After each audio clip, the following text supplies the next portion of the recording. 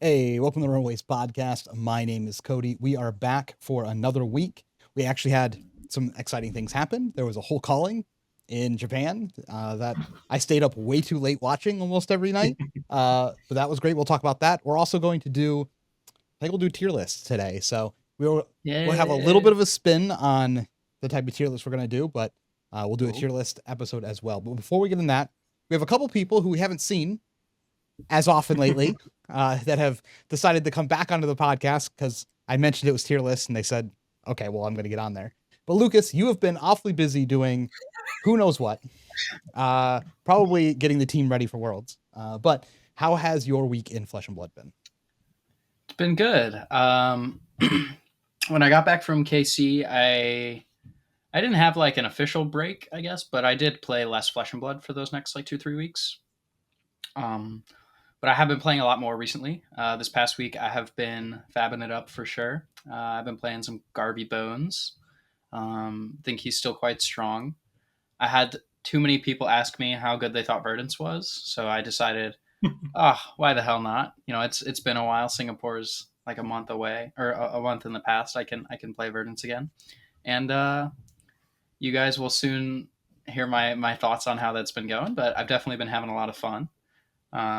She's still like my favorite, if not one of my favorite heroes. So, yeah, I mean, that's mostly what I've been doing in terms of Fleshing and Blooding. Makes sense. I've been on the receiving end of you playing Verdance, so we will get to that. Dan, you've been in and out. You've been busy. Mm-hmm. Welcome back. Your Mario guide video just went up talking about the deck a little bit and then one matchup. Obviously, the rest can be found on the Metafy, and that's been very popular. But how is Mario doing? How has your Flesh and Blood been? Oh God, that's a leading question.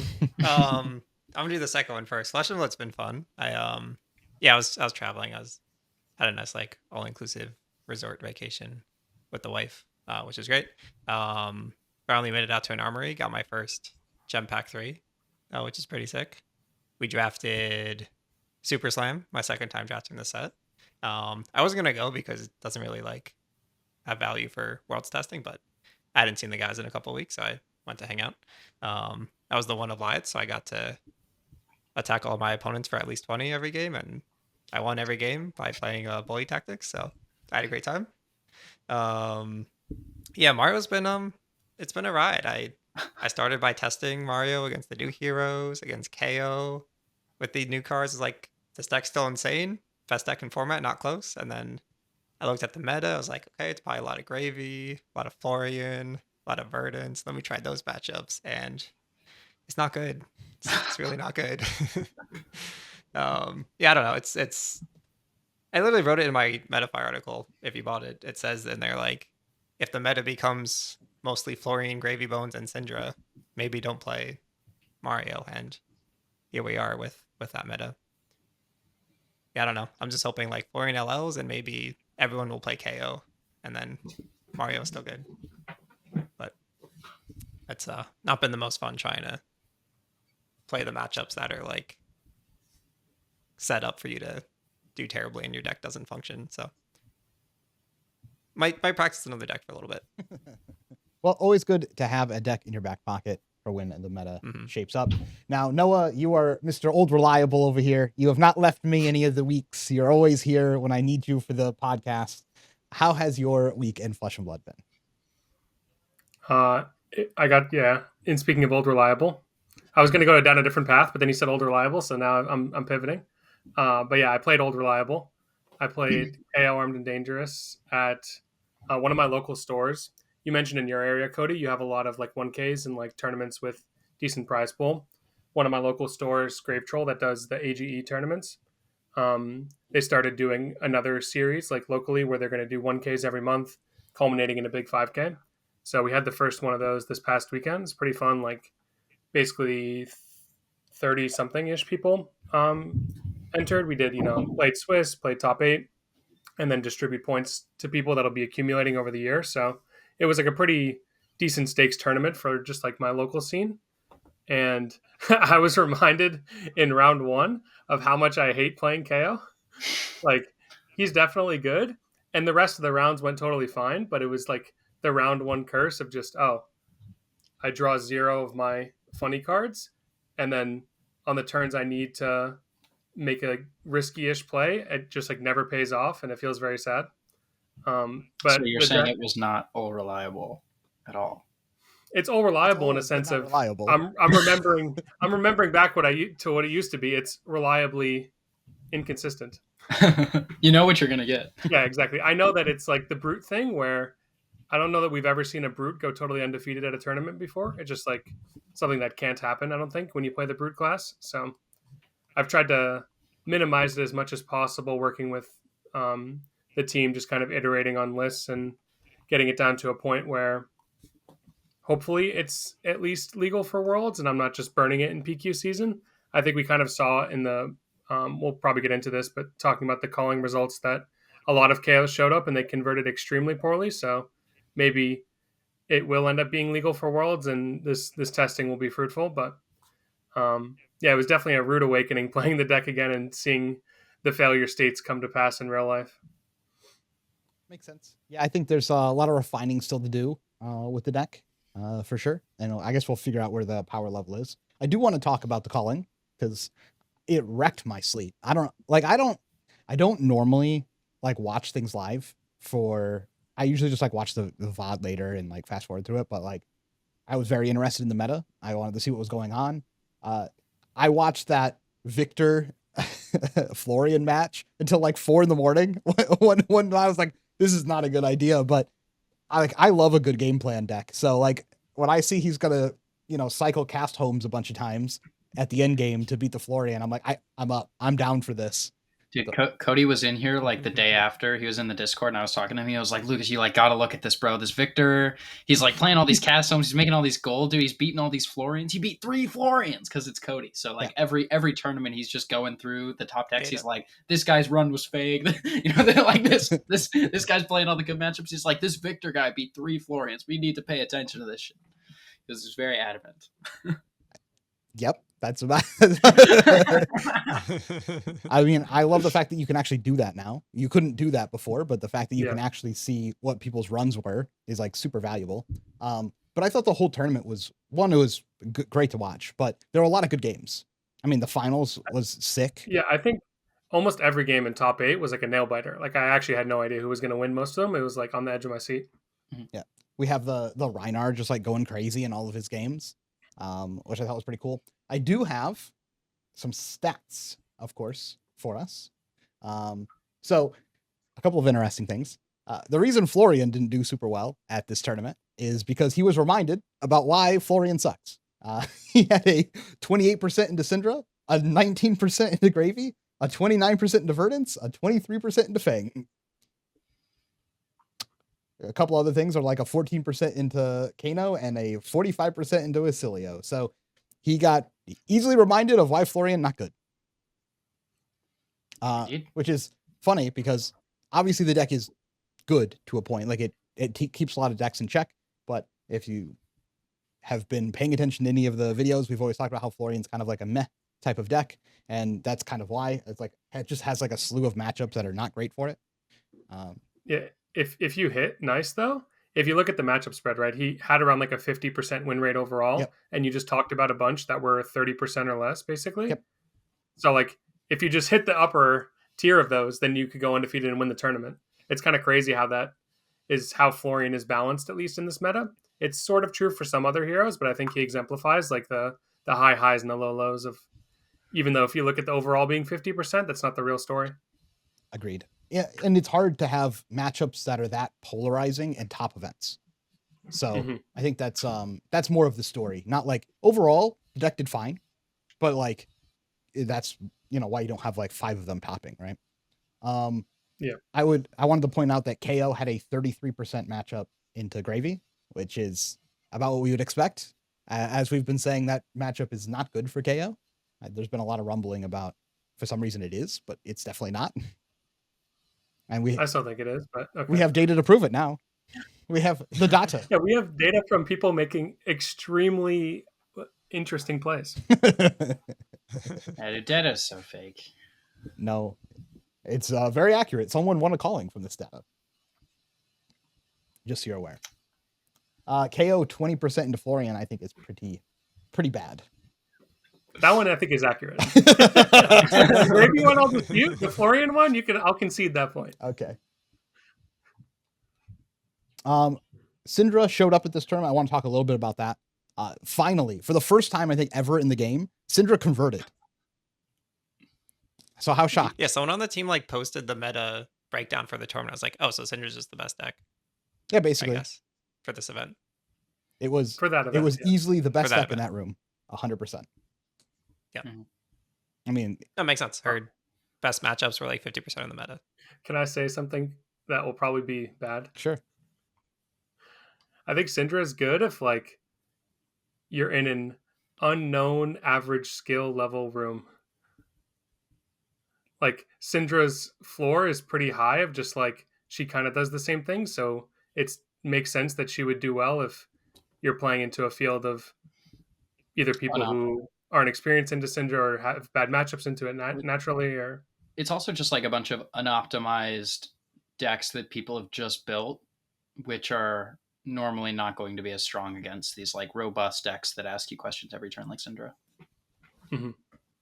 I still don't think Syndra as a deck is very good, but it's very good in the meta. It's like the first aggro deck. I don't know, we talked about this a lot of times, but it's the first aggro deck that's like a fair aggro deck. It's good when the meta's good for it, but it's not just like my numbers are so great, I'm always good. It's because she needs to hit, right? Yeah, it's probably because she has to hit. But it's also just I think it's because she has to hit, but she like has very specific ways to counter her. I think the prevention on flick knives being such a big deal is actually like a pretty big part of why Syndra can be kind of awkward in some metas, where like when people have like a lot of prevention, I think it's like kind of a clean like thing that's a big deal for her, but it's never big enough to knock her out of the format, and it's like never a big enough deal to make her like the best deck because nobody has it, if that makes sense. I think it's because she I can't think block. also- Like Yeah. it's Yeah. the first aggro deck that literally can't block that we've had in a while. And that was like how you got edges as 5, for example, like a similar type of deck style. It was like you found ways to block, and the deck was like way higher because it could play on both sides, no matter like depending on what the hand was. The same with like Zen and any of the other aggro decks you look at. Like the fact that they can block on turns is just OP. Yeah, I was going to say this actually. If we look at the 2 Syndra lists that top 8'd, one of them actually seems like it should be able to block. Yep. Like it has 9 D-Reacts in it. Yeah.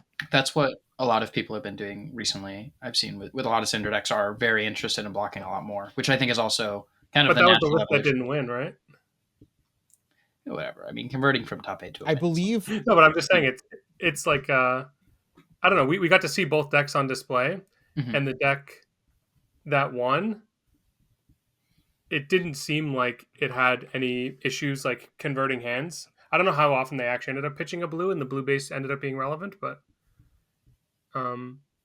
yeah, I just think it was interesting that like they were able to be built in such extremely different ways and still get decent success. And like I don't think 9 D-Reacts has ever really done well before for Syndra.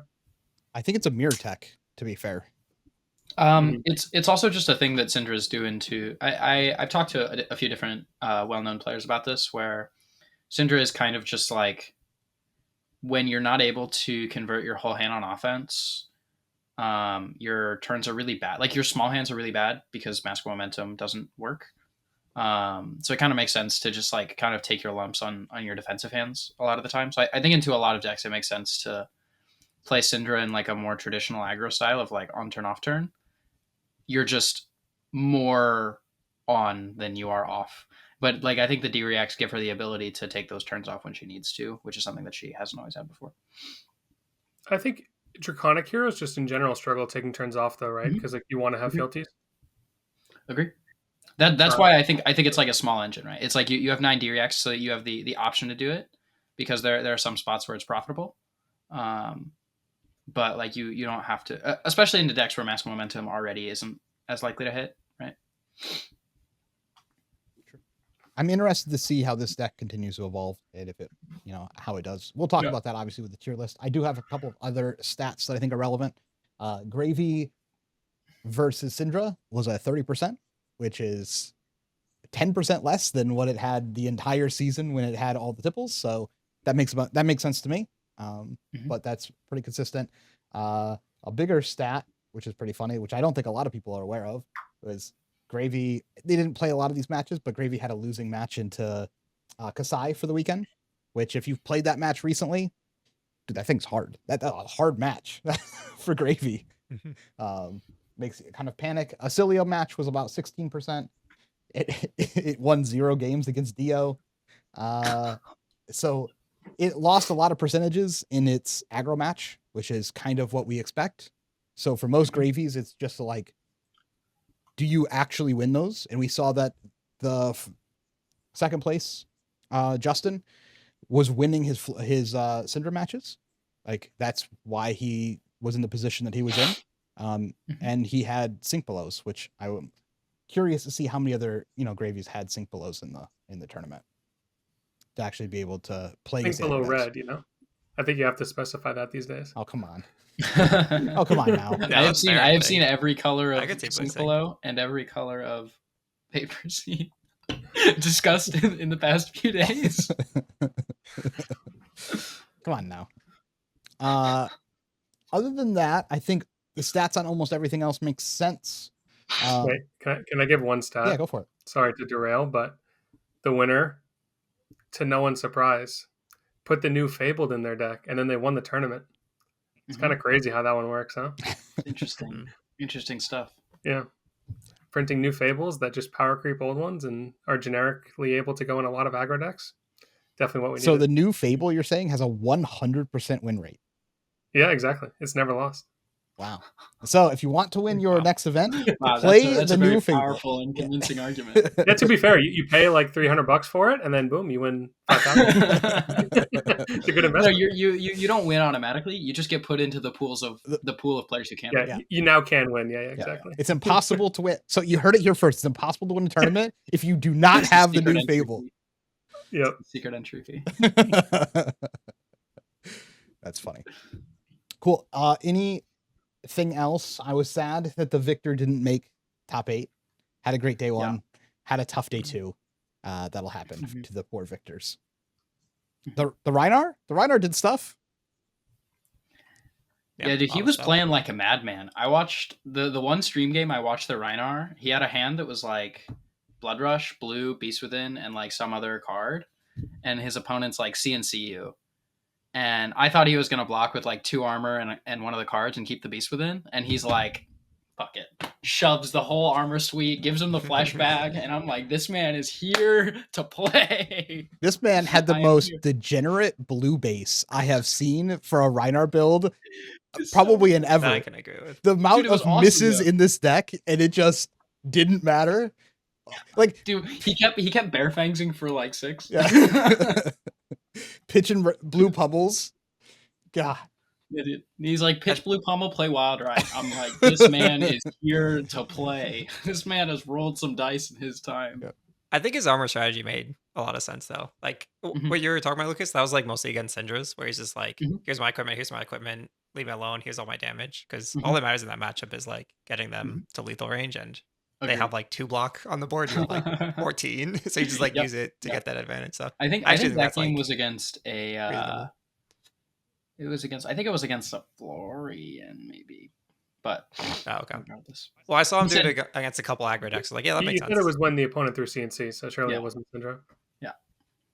I also could be remembering the situation inaccurately. I think I got it right, but if you know me, you know I am not old reliable. That is for sure. I am neither old nor reliable. My biggest data point from the weekend was that the day 2 meta, combining Gravy Bones, Florian, Verdance, and Syndra, it was like 50 to 60% of the decks that were present. So that's really bad for Mario. That's what I looked at. Mario had a 53% win rate the whole weekend. I mean, he's kind of like Florian, like against the most popular meta decks. Syndra aside, Syndra's like kind of coin flippy to favored, but the other 3 you're like way behind. But then every other deck you're just like 80% to win. But half of the rounds you're playing against a bad matchup, so like that's not very good. Yeah. And Florian and Gravy Bones keep out every deck that Mario's good against, which is like all the mid-range decks. So tough times. Yeah, I mean, Gravy did well at this tournament. I mean, we still got second, got two in the top there. It definitely just felt like a deck, not like the like top dog. You have to beat this to enter the tournament kind of thing. It just felt like one of the decks. Oh no, that's how I thought it was still that watching like the top 8. I think it still No, kept I think people out of the just top watching 8. it get like kind of rolled by the aggro deck. I think the aggro deck stats are just like you can't really have Gravy be like you have to be this tall to ride the ride when like there are 3 or 4 decks that like you just like you see Gravy, you're just like okay cool I'm gonna beat you, go next. Like it feels hard for it to be like the deck to beat when there's too many of those. I would love to know that feeling. It still feels like you have to be able to beat Gravy to do well in a tournament, though. I think you have to be able to. Yes. But I think you're way more allowed than you used to be to play. I think ironically Mario is a good example of what I'm saying. Where like I think you can play these decks where like you might be behind into Gravy, but you're okay. The problem with Mario obviously is that there's some other decks at the top that are problematic. Oh, yeah. But I think you can play decks right now that are not that great into Gravy as long as you're like able to win some of your games. I think it's okay. What was that? Is this motivation for you to win some of your games at your next tournament, Lucas? I don't know if you can classify 0 to 3 as some. I think some has to be like at least 4. What? I think he's making a deep cut at your recent performances. Oh, I see. Yeah. Historically speaking, recently, I definitely do not know how to win some. Yeah. Okay, good. I can't even get across the prereq, but that's okay. Philly will be different, surely. Do you always wear V-necks, Cody? Yeah, most of the time. What is going on? There's something different About my V-neck? I feel like I'm seeing so much more skin on your in your shaved POV right now.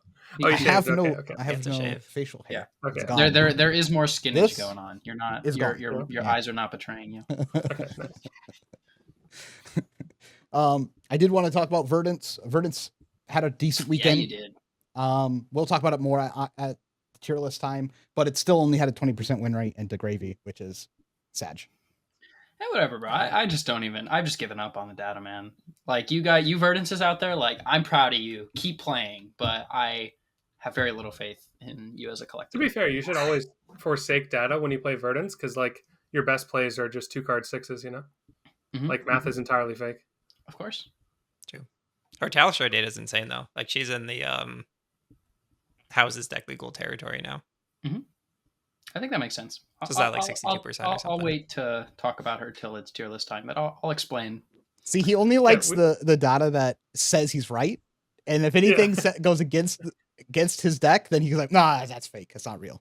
No. The truth is that I actually just don't care about any of it. I just strategically. You know that other people care about it, so therefore, when you find a point that supports you, you're like, "Ha, I know you care about this." Indeed. So I'm gonna the show data you is this only point. for making arguments and winning points. It's only for making people feel inferior. Well, if you would like to have the power of data, this episode is brought to you by FabBlazing.com, the only website that has the data. It has saved me hundreds of hours of matchup testing using the matchup analyzer. This last week, I've been trying to get my 10% back from Gravy into Syndra. It's not worked yet, but I will. It's also invaluable to shorten your testing phase and win arguments with your friends because you will have the power of data. Please visit FabBlazing.com. The link is below. And with that, we can go to the tier list. Okay, so we're going to do a little bit different of a tier list than we've done before.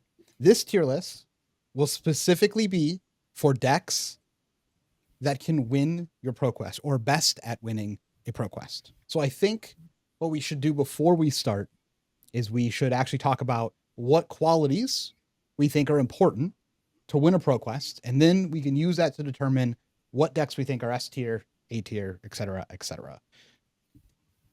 I will say the first thing is the deck should probably be consistent. That is usually a good indicator.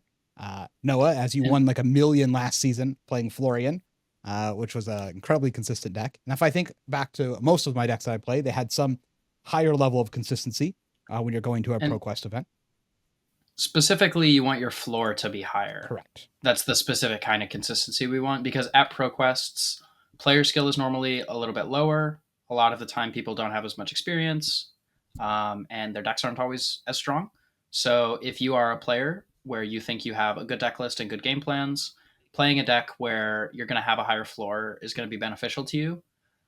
Because if you're playing a powerful deck that only loses games when your opponent like has a good game plan and executes it properly, you get a lot more free wins, and you don't have to worry as much about some of the like lower impact heroes and players at your tournament, right? That's just the truth. There's some amount of players that like you, if you play certain kinds of decks, you're a strong enough player, you're probably not going to lose if you play a deck with a high floor. Yeah, I would say like to give two directions of success. It would be to have a deck that has a flexible enough core of cards to where you can include cards specifically for the matchups you find prevalent in your area without diluting your core game plan, or just have a game plan that's so strong that you don't have to care about specific opponents and you just like do what you want to do and win. Like if you follow one of those two strategies, I think your deck is good. Yeah, you don't want to land yourself in a situation where you have to like change your game plans radically depending on the deck you're playing against, if that requires very different deck lists for different matchups. That's something like ProQuest. Yep. I'll also point out two things. One, listener at home, I know you're thinking right now on decks that could top 8 a ProQuest. No. Winning a ProQuest is a completely different skill. You need to not have 10% matchups that don't matter about skill. You can get away with matches that are like normally 30 or 40% and try and outskill in a ProQuest environment, but the matchup has to have that ability for momentum. It is typically better to play a deck that asks some sort of question or requires the onus on the other player to make some type of good decisions, because this is typically how you get edges, and it's harder for people to do at a ProQuest level. So this is going to be, I think, pretty specific to several decks, and not necessarily how the actual meta looks for like trying to top like a ProQuest or a Calling or something like that. That might be a little bit different. And I guess we'll figure out when we go into it. Any other comments on what your deck should look like to win an event? Because winning an event is very different than topping an event. I think we nailed it. You think we nailed it? Perfect. Okay. So with that, do we want to go in order here? Do we want to level something out? We should start with the S tier, right? Or at least what the potential S tiers are. What is your potential S tier then? Throw it out there. I want you guys to guess. Does it start with a V and end with an Verdance? It just might. It just might. Throw her up there, Cody. Let's start. Let's go to town. Okay, let's talk about Verdance. As far as winning, I'm not sold on this based on the criteria. Really? Because I'm the opposite. Yeah. I'm 100% sold on this based on the criteria. Yeah. So I'll yap. Go ahead. This is my time. Go ahead, yap. Shine. So Verdance, I think, in general, is a hero that has the ability to adapt pretty well to different metas. Normally, I think her weakness lies in her overall power, where I think she is a little bit weaker than some of the other really powerful decks that we've seen historically. But her adaptability and her difficulty to interact with kind of catches her up. And I think post Tipple and Bonds of Agony ban, there's really nothing in the game that is cleanly like a power level ahead of her. Every deck feels like you play the game. Every deck feels like you have a chance. And I think when Verdance exists in that space, she is very, very capable of turning playable and reasonable matchups very favored. Where I think if you game plan properly and if you have an understanding of how you're supposed to win the games, she is able to convert at a very high frequency, which at a ProQuest means, if I play against, maybe like half the field playing something like Verdance, I might basically just win the game before I sit down. Where it's like, I almost don't have to consider it, right? If it's a matchup where like my game plan is just play my cards and then resolve a powerful rampant growth turn, like that's very easy. It's very repeatable, and it's going to win a lot of games for free, which I think is why she makes a lot of sense to go in S tier based on this criteria.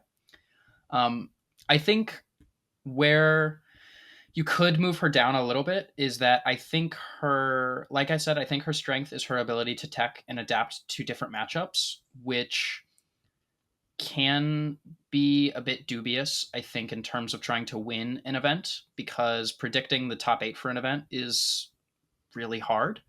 And most Verdance deck lists, I think, have to make some sort of sacrifice in some matchups.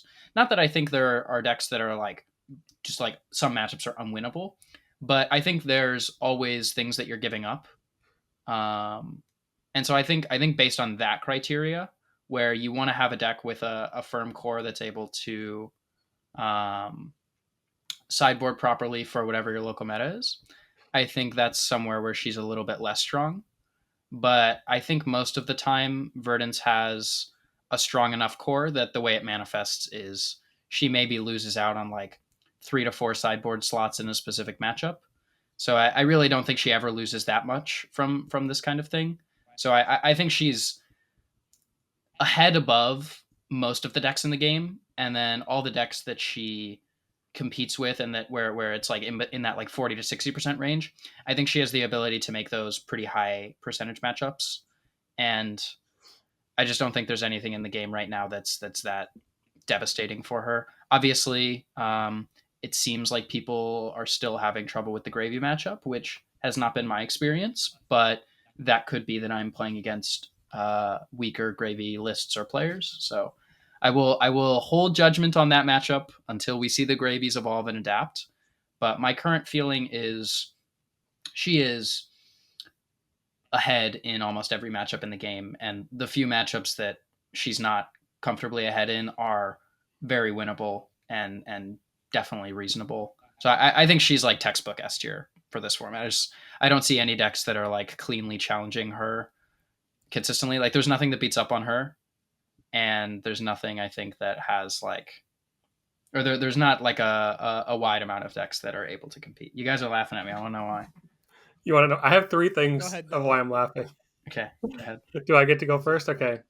The first thing I thought of is, first people were all fixated on Verdance's feet, and now you're repeating every 30 seconds how she has a firm core and a strong core. So you've evolved to the ab region as the region of admiration. Just had to throw that out there. Number 2, I was thinking it would be funny if this is like a, the show they do on ESPN where it's like you get X amount of seconds to talk about a topic, then they go to the next one. You're like shambles. Filibustering our, what is it called? I'd be in shambles, bro. Yeah, you're like filibustering our segment. Of like, all right, I'm going to talk throughout the whole thing, and then boom, now we have to go to the next one. And then the third thing I thought of was, if you look on the screen right now, I'll describe it for audio listeners. There's a thing when we're talking about the tier list, it says currently discussing, : and then it has the name of the hero. I was thinking it'd be funny if like after 3 minutes of you currently discussing, it says like currently discussing for far too long, or like it starts putting up like memes on the screen of like, okay, when are you going to click on a new hero? Okay. Those are the 3 reasons why I was laughing, but I actually agree with a lot of what you said. So I went down a similar path of Noah, just funny internal thoughts about how long this is taking. Now, I do agree with almost all of your points. Just to shorten it, she has healing, which gets you out of a lot of bad spots that you might end up in a ProQuest. So if someone has like a really good, powerful early turn, you can dig yourself out of it. She asks your opponent questions like, do you know how to block felling? And are you willing to do it? Do you set, the wrong cards at the wrong time against her? She has boots, and she has tricks, and then she has a combo piece, and then she can build like Icelander or with a combo inside, and then she has really good armor. So like, and her floor is like pretty high, and she deals arcane damage. So all of these reasons, these are all like great ways to win a tournament. She like does not have very good armor. No, I was actually gonna. So it's so funny you bring this up. Fine at best. No. Her armor is actually incredibly lit right now. Oh, compared to the other top decks, I guess. Yeah. Yeah, because the fact that like, if you are able to turn on Barkskin early, you have so many more non-attacks than Florian, where like, sure, Florian can have the high roll of being able to get block 5s once his hero power is online, but Verdance, you can just cash it in early. And I think a lot of games now are kind of finishing in that 6 to 9 turn range, where you want to have the fridge be online earlier to help you buy space. Mm-hmm. And the fact that she can now play Balance of Justice into a meta where there's lots of KO. She doesn't have to play a hat that doesn't block. her arms are now basically worth 2 in every single matchup. I just think, she's in like a pretty solid spot equipment wise, and just having burn damage. She also is in a spot where a lot of decks kind of have a preference about wanting to go first, second. And I think that's another thing we didn't really mention before, that Verdance is pretty happy on either side of the coin, where she can take advantage of throwing a big spell going first, and then also going second, being able to block with earth cards and immediately start decomposing is very strong. She also has, depending on the build you play, most lists from this weekend that I saw were on 8 fruits. But if you have any fruits, if you're playing a build with Sigil, but like all the like Everbloom, all that stuff, she has a lot of ways to graveyard fill proactively on your opponent's first turn that make progress on their turn and are also equally really strong going first, because you just get life. It feels like turn 0 with Verdance, like a quarter of the time you just get like 10 value, and then most of the time you get somewhere from like 2 to 5, whether it's arcane damage leak through or life gain. Yeah.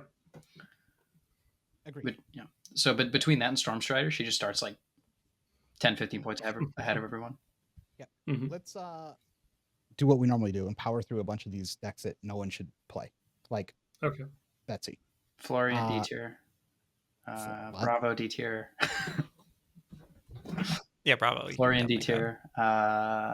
Probably by Dory too. Yeah, Dory is pretty bad. By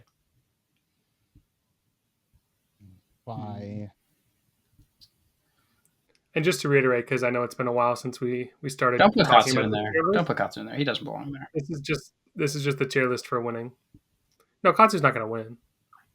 Like he'll win some, but like you can't say he's above D tier of win percentage. I don't know. I feel like he can. I think Katsu can win some tournaments, but obviously I'm not sure. Like every new hero, I put Levia in D tier. Well, you'd put Levia in D tier. As far as winning an event, yes. I think it's very hard to win the event on Levia. I don't know. I think she's she's an interesting case where another approach to ProQuest is if the deck you're playing has like a high enough ceiling, you can also just like take the deck and like, if it is powerful and it has a really high ceiling, you can just like bulldoze people and it kind of doesn't matter. Yeah, it's kind of like a separate tier. Yeah. I think move it somewhere else. Fine. I will put it back. We'll talk about it later. Anyway, Lyeth. We're going through the things that you just shouldn't play. Lyeth, you're not going to win. RKO, I don't think you're going to win. Olympia. I'm not going to put that. RKO should go there. It definitely does not go in D tier. RKO is way better than that. Utter dog shit. Max goes in there. Olympia goes in there. Puffin goes in there. Marlin. No, Marlin's I think Marlin's a little bit better. I think Teklevasan. Uzuri, Bolton. You missed Olympia. Are you guys actually telling me Marlin has any % chance to win a ProQuest? No, I don't think so, but we should talk about it. Why? Because a lot of people think so. So we need to explain to them why they're wrong. Oh, do they? I thought that was like a pre-tipple opinion. Or pre-tipple ban, rather. No, I can talk a little bit about it, unless you have something to say, Lucas.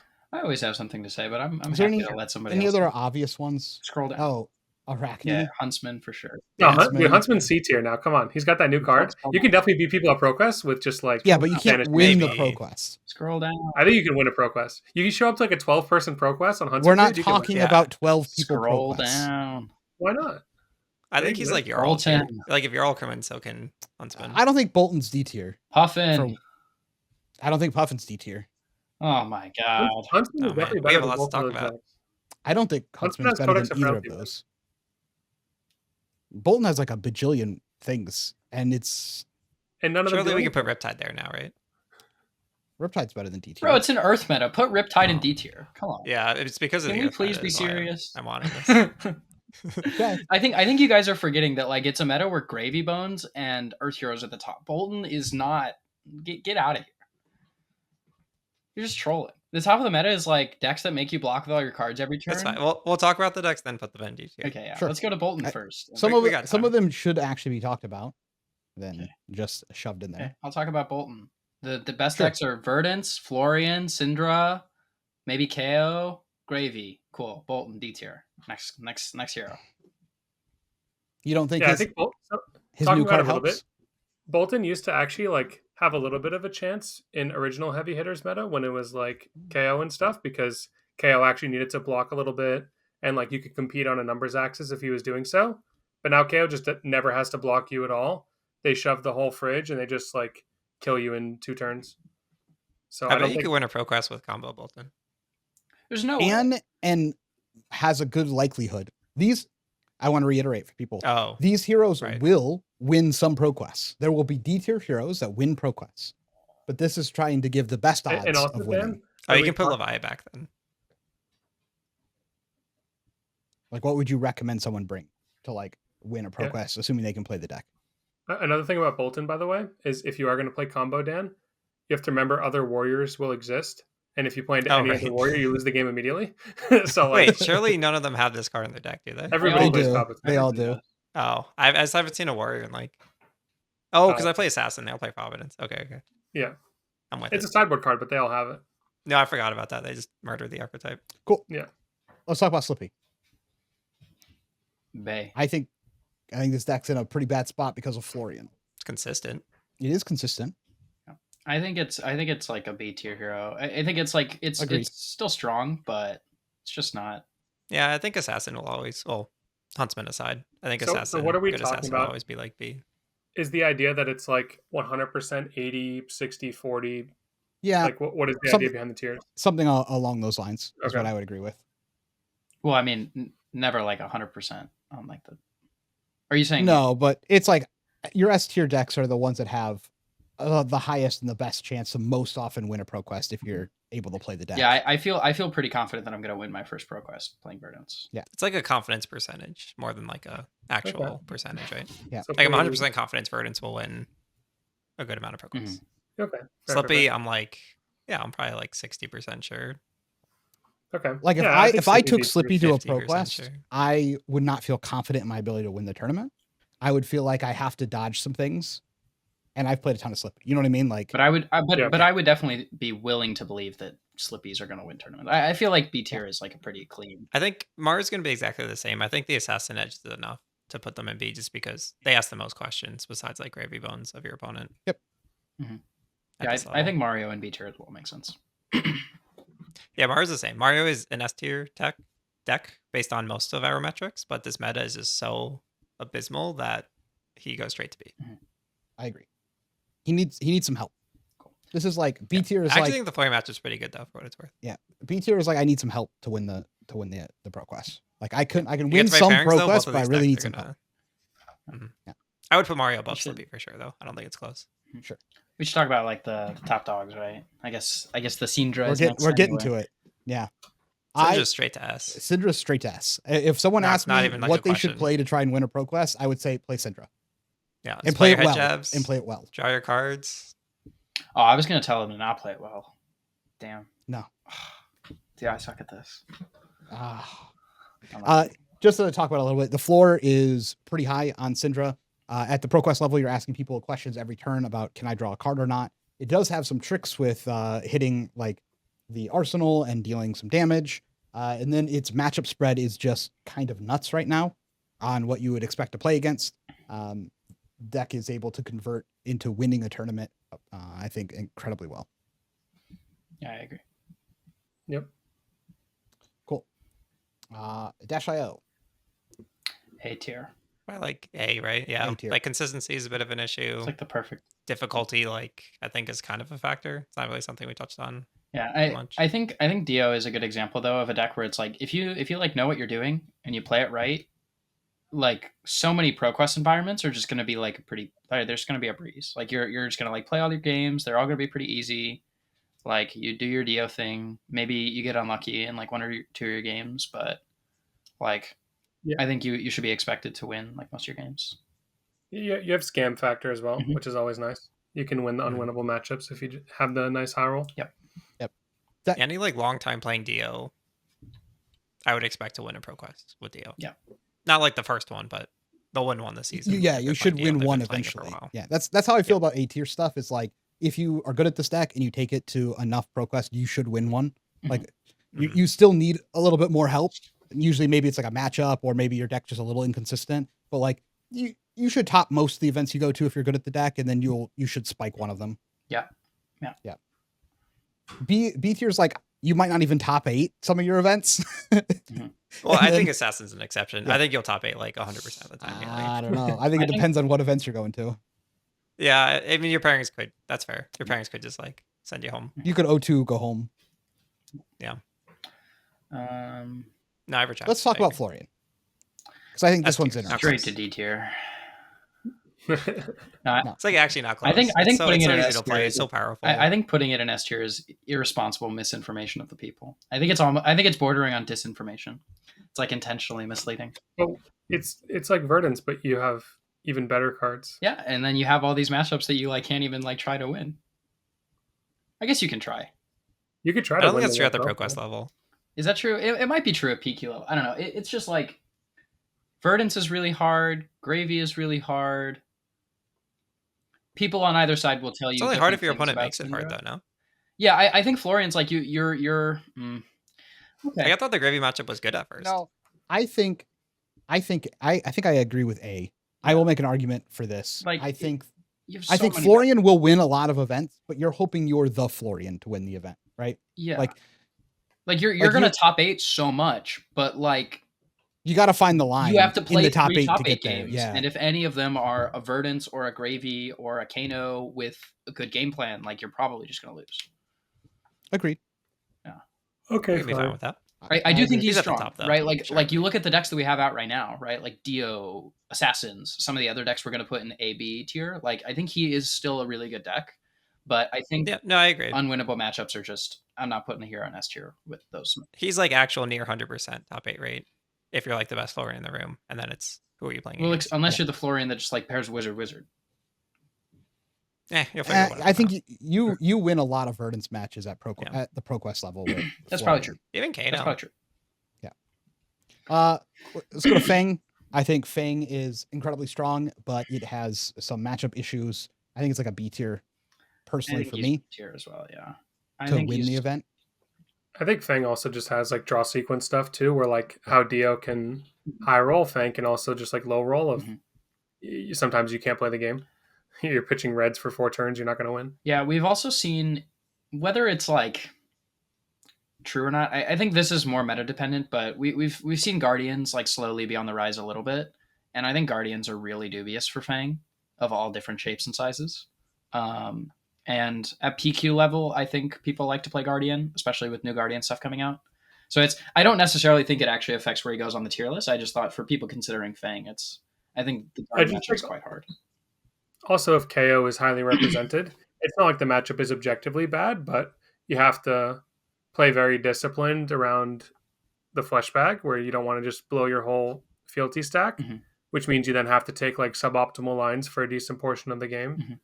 That's like compounding the issue of if you don't have a decent first 3 turns, it's like a 5-6 turn game if the KO is playing. I mean, even less sometimes if the KO is playing the matchup how I think it makes sense to. So Mhm. yeah, I think you just like can't really be above B tier. Yep, I agree. Next, this might be controversial. We'll talk about some gravy bones, but I think this is A tier A tier.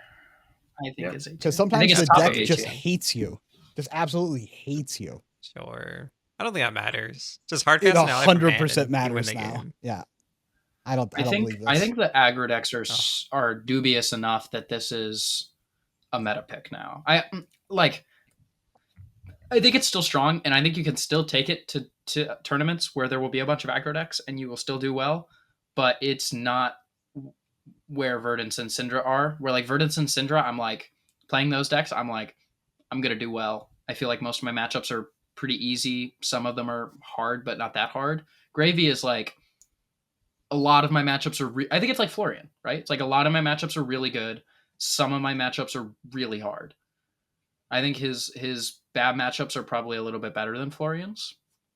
But You will have some tournaments where you feel like you're one of these S tier decks, and you're like, "Oh, that was of course I was always going to win this tournament." And you'll have some tournaments where you're like, "This deck doesn't work." I'm 3 tiers too high. Yeah, I mean, consistency is that bad. I can see it. I think he's probably the hardest deck to play against, though, in the format. You'll terms top of, like, you'll answering top most of questions. your events. I think And the other thing about Gravy is like it's new enough that whatever your gravy deck is, it is probably not the best. And there is probably a lot of room for innovation still. And people will probably like that excuse has kind of gone out by now. It's been a long time. But we just had the bans. Like the gravy deck. No, we didn't. We had a whole last tournament. We had the bans like over a month ago. Sure, we have the whole tournament, but yeah, we but have like the only gravy the top list, 8 lists. The gravy lists aren't all the same yet, though, right? I just think people haven't like come to consensus yet, which I think is going to lead a lot of people towards adjusting. But people don't come to consensus. So I think what people are going to do is they're going to adjust to their local metas, and I think some number of those gravies are going to adjust incorrectly because they haven't tested enough properly. That's just my hypothesis. Like I think they're going to like have game plans that don't really work. If you're talking about a local meta, like you're testing probably into the people you'd be playing the PQ like with. Agree. So you should have a decent idea of their tendencies, the decks they're going to play, and like what's effective into them, right? I think that's unless they're just like a lot of all your friends are psyoping you for a month to beat you at ProQuest. I think my concern would just be that like you don't always. It obviously it depends on the person and it depends on how you prep for PQs, but a lot of people are like the way that they're going to prep for PQs is they're going to play a bunch of games online and then they're going to try and fill their sideboard with the cards that they think are good for certain matchups. So if I'm playing like Verdance, right, it's like, okay, if I have a bunch of Syndras, I want like more mental blocks and shelters. If I have a bunch of Prisms, I want like more Sevens and Summersfalls. But if I'm playing Gravy, it's a lot harder to know how I want my sideboard to look in all of the different matchups. And I think the general population doesn't have a great handle on what those specific cards and strategies are yet, which is going to lead to a lot of people playing really bad Gravy decks. I don't know how that's relevant to anything we're talking about. That's what I was thinking. Because I'm the one playing the Gravy deck, or the listener is the one playing the Gravy deck. So if they're bringing Gravy, okay, yeah, here I'll try. Then again. they know what they're doing. I'll try again. Listener, you might not have a very good idea of how to play the matchups that you think you like. Like I'm then just they saying, wouldn't be playing Gravy. This is just like a weird assumption, though. No? Yeah, it's like a non-argument. If you don't know what cards to put in your deck, probably don't play that deck. No, I'm just saying that like we haven't deck. proven out like the sideboard strategies that are the best yet for like the Gravy lists just aren't figured out yet, and like the best sideboard cards and the best plans just aren't figured out yet. See, I agree that from like the Verdance standpoint, the reason Verdance can win these tournaments is because the Gravies are not ready to tackle the meta properly. So you can either dodge them or beat some of them. But as the person who would be bringing Gravy, then it's like, I'm going to be fine into the meta. It's just that sometimes the deck doesn't work very well. There's too many aggro decks, and like I'm going to top most of my events, but I'm not going to win every event. With enough people that like play real ProQuest. People that play like everybody that plays ProQuest, it's just like you build your deck and then you fill out your sideboard with the cards that the community tells you are good into the matchups that you expect. But that doesn't apply to the tier list. Like your argument is true, but it just doesn't apply to what we're actually doing. No, I'm just saying I think Gravies are less likely to win ProQuest because their decks are going to be they're going to be misled because nobody knows what the good stuff is yet. Well, that's not a criteria. We didn't talk about like bad deck list as a No, I'm just saying I think Gravy right now, people are in general unaware. Okay, if this is really your logic, one sec. Do I get a hand? I get a hand too. Yeah, go ahead. Yeah, raise your hand. If this is your logic, then Gravy should just be D tier because no one's figured him out and he sucks. No. What I'm saying is that I think that Gravy loses points because the majority of people are going to have to do a lot of taking other people's word, and just the way that people build ProQuest decks, the way that people build all these decks is they come to community consensus, they talk to their friends, they talk to people online, they see what people on podcasts and stuff say, and they build a deck with all those resources.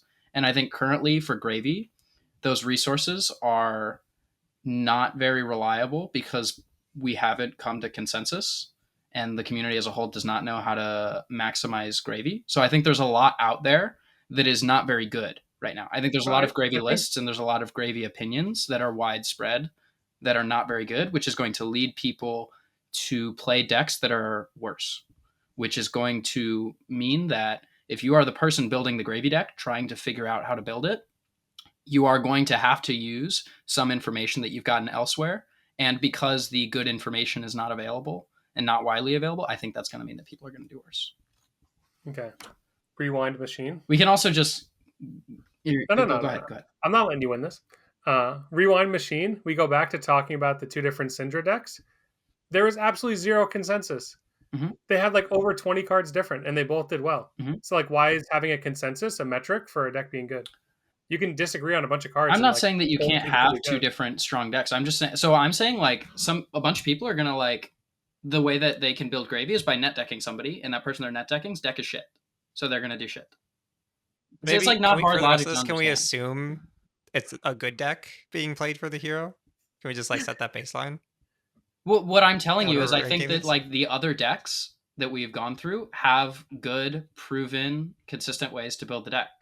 So when people play those versions of those decks, they're gonna have a good idea of where they should be. Whereas people who build gravy are going to, I think, play a lot of jank. They're gonna play thinking it's good. I feel like maybe there's like a disconnect. You definitely gained negative fans with this take, but we can move It's on. just I like I don't think it's going to get it's just resolved. like I don't not know. that I think hard. he gained negative My only understanding point is, from what the you're other saying. podcast What you're members saying as is well. true. It's just not relevant to the exercise that we're doing here. But like the exercise we're doing is how good are these decks? And I'm saying Yeah. people's decks are going to be shit for gravy. So gravy's going to do shit, including the people watching, including me, dude. If I played gravy, I'd be playing a shit deck. I 'Cause I don't just think that, but I do not believe that is why the deck is A tier. The deck is A tier because the deck itself is inconsistent because they killed the engine that the deck functions in. And when it has the engine and does well, it's like incredibly powerful. And when it doesn't, it literally doesn't do anything for several turns. It'll still win some of those games, but that is a hard proposition to take to a ProQuest and guarantee that you're like always going to win. You will probably win one as gravy, maybe even a couple as gravy, as you do well, but it's, in my opinion, more risky than playing something like a Verdance or a Syndra. Yeah. That's my argument. I agree. Evidenced by like, this is not a shot at Fino, but like Fino did not do well this last weekend. And then like the weekend before that, he won the tournament. Like that's just, and Fino's great at playing gravy. So like, don't give him too much credit, man. He's not here. We can't let him find out we said this. Comments, please don't tell Fino we said this. but listens, I think that's a real example of like how it's going to feel going to ProQuest. You're going to show up, you're going to like go undefeated, win the whole event at one of the tournaments, and you'll be like, wow, this was so easy. Then you go to another tournament, you'll be like, why can I not make gold for 6 rounds? I don't understand. Like, and that was a V for volatile tier. Yeah. Mm-hmm. Okay. Next is Ira. I think this is like the first C tier deck, personally. Yeah, who cares about this deck anymore, dude? Yeah. It's done poorly. It doesn't do anything that explosive. I guess that's fine. I think her like value consistency is pretty good. I think that's like the only reason she's not in D is like she is still a good deck. I think she's just like kind of not that well positioned, and I also think in general she kind of struggles in wide metas, which is kind of awkward or ironic. I mean, because she's like this, just like do the thing values number deck. But I think most of her like edges actually comes from like being able to play tech cards. Which is kind of harder to do, I think, in a wider meta, which I think we're in now. I think, she can play tech cards for 6s as well. Yeah, she can play tech cards in terms of different 2 for 6s, but the way she has to tech is like, I want all my cards to be go again, or I want all my cards to be block 4. Yeah. And then also I want to have different 2 for 6s. I don't think you can fit all those game plans in one deck. Yeah, I also just don't think any of them are very good right now. Right, like playing your whole hand every turn or blocking all your blocking super well and like playing 2 for 6s, like none of it's actually very good right now. The Earth matchups are real bad too. That's what I'm saying. Yeah, I think against those decks, like. Cool. Let's go to Jarl, and I am unsure personally where to put this because this deck is better than I think people have credit for, and especially at a ProQuest level. This deck is actually like pretty decent. It's much better at that level, I think, than some of the higher levels. But I'm kind of stuck if this is an A or a B tier deck, personally. I think it should be B tier. Oh, wow. I thought it was C or D, and I was going to say D. No, I think it's significantly better and I agree than with that what you were saying. because it's really consistent. And people have issues with fatigue decks. You just need to be able to dot. Yeah, it's incredibly consistent of a deck. Oh, we're saying fatigue. But you have the option to be both versions, right? And you have. I think any other version is kind of bad. I think it's a deck that like you are able to cheat, like your win conditions into a lot of the top decks are like cheese them in some manner. So And like it's really easy to do that at ProQuest. I was gonna say, yeah, if you're Yeah. on the side that where like you know how to cheese them and they don't, like if you're playing against Verdance, right? If you have, I think Jarl currently doesn't really have any good strategies for Verdance, but I think you've not Florian watched is it. maybe a better. Missing. It's a video posted by All In Together where he gains 1 million life and then fatigues the Verdance. Is that the deck with like the fiddlers and the sigils? You corn at peak yourself, dude. It's OP. No, I think that's a legit strategy at like a ProQuest level that will work. Oh, dude, how are people losing? Quite I a lot. played It has to be against full I played DJ against one of fatigue. those the other day. So probably B Not gonna tier, roll right? for- Like I put this in B tier and be like, it's gonna need it Yeah, needs it's a little B. help, but like I it think can it's B. definitely get there. But you have to be fatiguing. If you're playing like mid range, you're D tier. I don't think if you're playing the game, you're winning. Yeah, I agree. Okay. Everyone's favorite deck, Kano. Where do you think this should go? A tier. Can we pray for it to be S and win a lot? Yeah, here Kano is moved from the please don't play tier to the please Please play. Please, everyone play this deck tier. No, I think it's A tier. Right? I think it's A tier as well. Dude, we're gonna Yeah. see more finals like- scooped than we've ever seen before, and that's saying something. You get free wins. You can high roll any matchup, even if they have like Spell Void hate. You're also like really good into some of the top decks. Like your Earth matchups are pretty controllable. I think the Verdance matchup is a little bit worse for you than people think, but it's I think still should be good for you. But that it's a hard matchup to play on both sides. So like, It is, if yeah. you're bringing Kano to a ProQuest and sitting across from a Verdance, you're probably like, I'm probably Yeah. favored. You've probably So- played it more. Okay. Next is Kasai. I think this deck is very good post, and it's incredibly consistent, and it plays on both sides of the board. Where I think this is a very good ProQuest deck. Is my personal opinion on this. It checks all the boxes. Essentially, what I'm looking for. I feel like you could actually put it in S. Is that crazy? You could legitimately put this in S. I need for to see it winning be- a ProQuest. I need to see it be proven, but I think I could buy it going in A tier. I think my perception of the deck is still that it's a little bit too weak, and I think your Verdance matchup is still tricky. Is quite hard actually. How does the Verdance beating beat a Florian? 2-health guy? Don't you just win the game? It depends on if you're turned on or not. Yes. If you're turned on, it's very easy. If you're not turned on, it's harder. But she kills Gravy's guys. You can kill them. This is a deck. Kasai like has explosive turns. It has some good game planning. It's very consistent. It gets points on both sides of the board. It's asking your opponent questions on like how much damage you're actually presenting with attacks, so you can get a lot of free health. I would put this. I'm tempted to put it in S. I will put it in A. I will concede to A for Kasai. Unless she's beating Florian's, it's like for sure A. Yeah, I think her match. I think her matchup spread needs to be proven, but I'm very willing to believe that she is really strong. At a ProQuest level winning type deck, I think this deck is very good there. I think she does like what Bolton dreams of doing, of being an aggro deck that makes it hard to block because of how double Centauri Saber works. Mhm. Yeah. Or even Saber Hot Streak. Like her weapons actually just disincentivize blocking from all these like vanilla 3-block kind of decks. Cool. Next is going to be Katsu.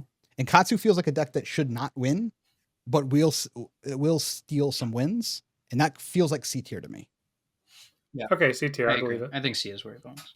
That's fine. I don't feel If like your arguing weapon for D. swings I one mana, one go again. I think he You're does. C You have tier. a chance. I think he does powerful enough stuff where like he can win games. Like he can have games where he just like 30s somebody and then does like 220 damage turns. Like pretty Yeah. He shouldn't win the whole tournament, but he will steal some. Yeah, I tournaments. think he'll get a winner too. He'll 100% get win. Like a lot of these decks will get wins. There's a million ProQuests. Yeah. I'm mainly thinking about like a 32 plus person event, right? Like what would I bring to something like that? Yeah. If your event is 16 people, you should know the 16 people and then just metagame the crap out of your 16 people, right? Next is going to be KO. KO is A. Is it? Is KO B Yeah. tier? Is KO B tier? Is it C tier? It's definitely not C KO is tier. A, yeah. Is it B tier? Oh, I was- though? I was- I'm just checking. I think it's A. I don't know. I mean, you guys think it's lower because you think it's bad in the gravy. Well, we know it's bad in the gravy. There's no thing. but you know the wrong information is the problem. No. I'm willing to Internal believe. testing and stats say I'm willing to believe Noah. Okay. If I'm gonna data, get man. on here and say that Verdance is actually okay in the gravy for the last 5 months, I'll be willing to believe Noah. Yeah, I think KO's a pretty good ProQuest deck. I think No, it's it's great. like It's a good it's like- potent. it's actually, definitely like, A tier. powerful. It's like It's clean. definitely A tier. I Yeah. agree. It can't be S. I It's don't so think sturdy because too. you'll have some games where you just like don't do the thing. I don't know. Your wild rides discard your blood rushes and stuff. I also think it. I don't know how the Syndra matchup is, but the Verdance matchup I think is tricky. I think there are things you can do as KO to make it better, but I think it's always going to be a little bit hard. Yeah, I think basically as KO, if you have a game plan for how to beat Earth, then you can win the ProQuest. But if you're not confident in your game plan into Earth, then that's where you're going to fall short. Mhm. Both the Earth decks kind of have a similar way you beat them because the only cards in their decks that do anything are the Fellings and Plows and stuff, Mhm. and Hero Powers. Next is RKO. D. Not even close. No, maybe he's like bottom of C tier. I think is possible. So I'm going to make an argument on RKO. Yeah, the here. new hero buff is huge. Yeah. Well, yeah. One, I was going to say, wait, people one don't second. know how to. What? Go ahead. Do we have the ability like the NFL style to issue people fines? Because like that was egregious shouting in the mic like that. Like what are we doing, man? That's like minus $500 I've never GTA been so style, sure you know? of any. No, I think I could be convinced on this hero, but I currently. So So I interrupted Cody. He's just talking about the volume, let me make not the an not the argument opinion. on RKO. So RKO is a new hero. People are not going to know how to play against it. The way you play against it is by your health not going lower than him, which is a hard thing for people to do. Well, now they know. The deck is incredibly consistent. It has a bunch of healing in the deck. It has 1-card 6s. It can play big hands, small hands. It has all of the armor that you would have normally. It has access to cards from its sideboard. And this is like the mid-range dream deck, which is kind of how you win ProQuest, is by like surprise damage, people not knowing what you're doing, people giving you additional edges that you shouldn't have because the deck is new. The deck itself just being able to block extremely well and wait for its time. It asks questions. Its in-game state is impossible to get out of once you get into it. People might not, avoid doing that. And it has healing to try and get out of it. Can you elaborate on the endgame state? The in-game state is it presents a card at you. That card will probably be 6+ damage. So you have to block it or you die. Mhm. But if you block it, then they just take the card that they would have pitched for it and put it in their arsenal. So you Mhm. just like lose card advantage every turn. Yeah, dude, it's just like Uzuri. Sure, you can say that, It's just like Uzuri.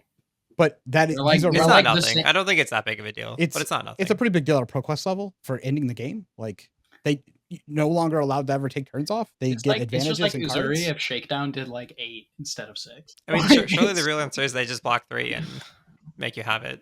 They block 3 and die. Okay, Sure. Or they just like block 6 and you The alternative is maybe bad losing, blue. to giving you an extra card. I think the biggest problem with that theory is that if they block 6 and you're playing these like relatively defensive cards in your deck to be able to maintain a life total that lets your effects be turned on the whole game, your ceiling is kind of just 6 damage. Like if you're playing these cards that are like 2-block reds that cost money to play, then you draw those earlier on and you're forced to play them on offense when you don't have your hero power like chain going of not hero power in the sense of activating it, but in a sense of getting booed and chaining vigors turn over turn. If you're playing these cards that are red multiple cost cards that block 2, I think you know these you cards open up scale new past problems. 6 damage, right?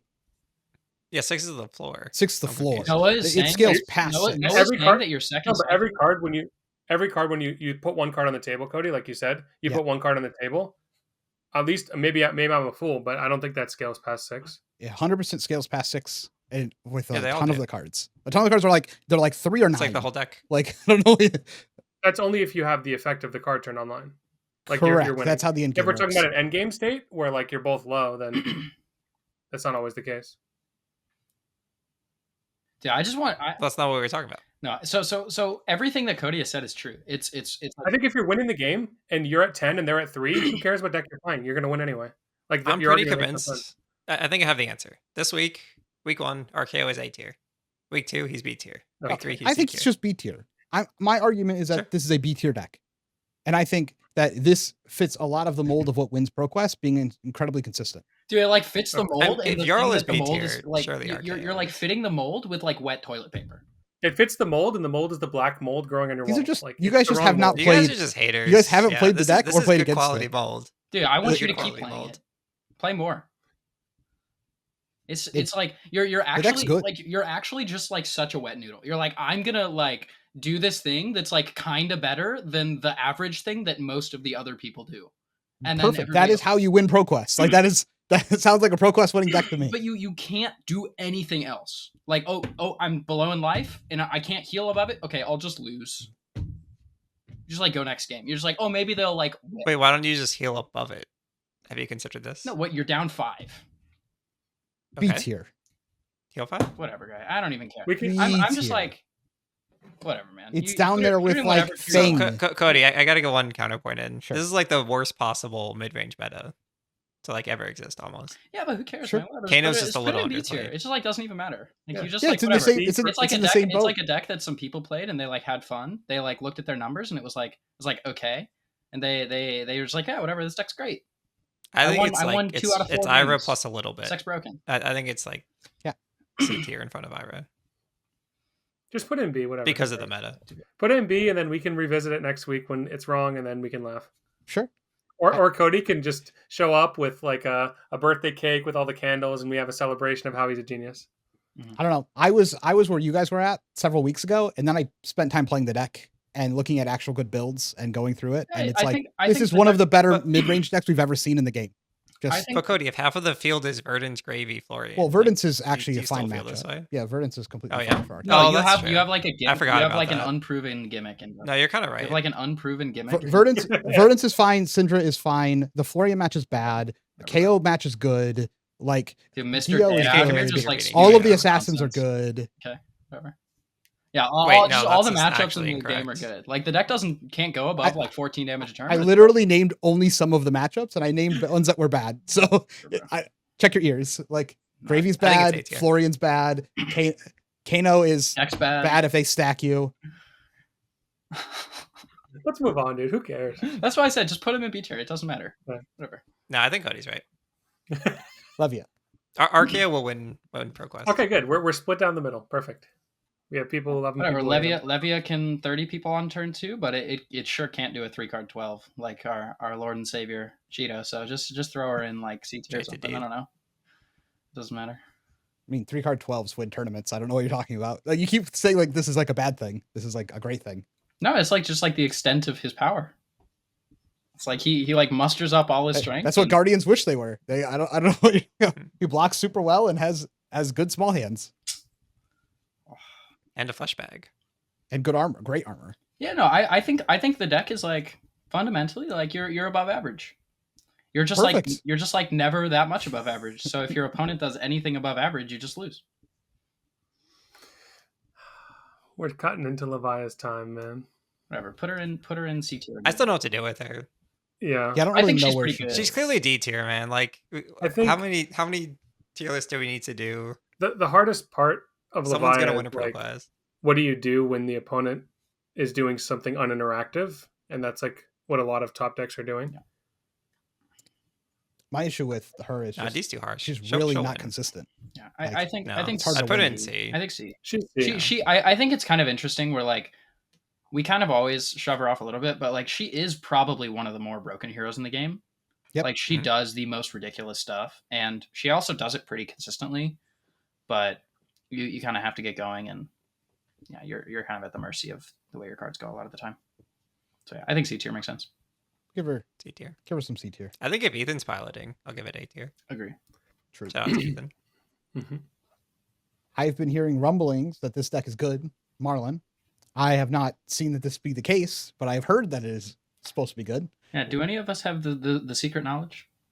Okay. Noah I said have, he did. yeah, I have some amount of secret knowledge. It's not that secret, I don't think. But so like into decks where you get on hits, the deck has so much velocity, similar to Gravy, where you can get a bunch of gold, especially with the new card. If you're able to resolve like one of your Go Fishes twice, if you're able to farm with Hook, or if you're able to like play a Lone Shark early, turn 1 or 2. You also have 3 of a kind. So you have like lots of deck velocity. And the harpoons, if they connect into something like KO, for example, and you take a blue or a red, depending on the texture of their hand, that can be worth, infinitely more than just what a card is worth. And the thing about Marlin is that her disruption is just such a tall number. Like if you play any front pump and then use your bow and swing the arrow, the number is just so big that your opponent is taking a bunch of chip damage while getting disrupted. And I think she just like has a place into the decks that can get very punished by taking one specific card out of their hand and the game being relatively short because she's just doing 1 million damage. Yeah, it's interesting how Marlin's damage is or her disruption rather is like it can be hard to resolve because obviously like your opponent has to be able to show you what you're looking for. But like when it does resolve, it's pretty crazy because it's just like look at their hand, take whatever the thing you want to take is, and you make a gold, and it's like good rate. Your opponent can't. And they took like 14 damage to do it. Yeah, they're taking like 8+ every time. Yeah, it's like a persuasive prognosis that's just like dominated for 10. Like if it hits, it's really really strong. Yeah, and the thing is, you have a lot of ponder generation in terms of premeditate and codex. Like some people play even codex and blood rot as well, so you have like lots of ways to churn through your deck. Yeah, you just get to play a bunch of broken cards as well, right? Like you just like it's just like your engine's good enough, and then you get like 3 oak and codex and other codex premed stuff like that. Agreed. So where do we think this should go? I think it's B. I think it's like bottom of B, maybe. I personally would need it proven a little bit more, but I think B is probably fine. Yeah, she has a niche like similar to RKO style of if you start the game advantaged, you kind of just steamroll them and they can't really get back. Mm-hmm. But if you ever get her on the back foot where she's blocking, it can be really tough because it's Ranger. They don't have a good fridge, and you need lots of cards to do your hands. She does have an interesting like wrinkle though, where she can do evasive damage pretty well when she's behind. Like if you're blocking, like you can still do the like block 2 cards, keep a small hand, send like a relatively large overpower thing, which into some kinds of decks is a good way to come back. Especially like the slower decks, like some of the Earth heroes. Like if your small hands are like overpower 8 or like overpower 10 or whatever, like those are actually like really strong things that they can struggle to deal with. She also does have a really cute endgame reach where off of just if she has 2 gold and a blue, she can shoot for 6 overpower. Yeah. So that's like kind of crazy. You can just like keep 1 blue and have that like push of 6 overpower, which can get people out of nowhere. If they go to 3, like they're just dead. Mm-hmm. Let's talk about Acilio. I think this is actually the opposite than some of the other decks. I think the floor on this deck is pretty bad, but at a ProQuest, people give you so much more space than you should have that you get a bunch of extra points you shouldn't be allowed, and the deck is already good. Mm-hmm. So I actually think this is actually a pretty good ProQuest deck for winning the tournament. If you're good on Acilio, which is what this list is assuming that you are, then I think this is like A tier for me. I agree. I don't know about that. I have a little bit of a hold up in terms of winning 3 top cut games requires your deck lining up in at least a pretty good way 3 times, which I think is dubious. If we look at the other decks in ANS as well, just looking at other decks that go fast, like Syndra and Dio first, you have a ceiling that potentially even eclipses theirs, but because it's reliant on specific cards, whereas theirs is just like whatever cards in their deck go burr.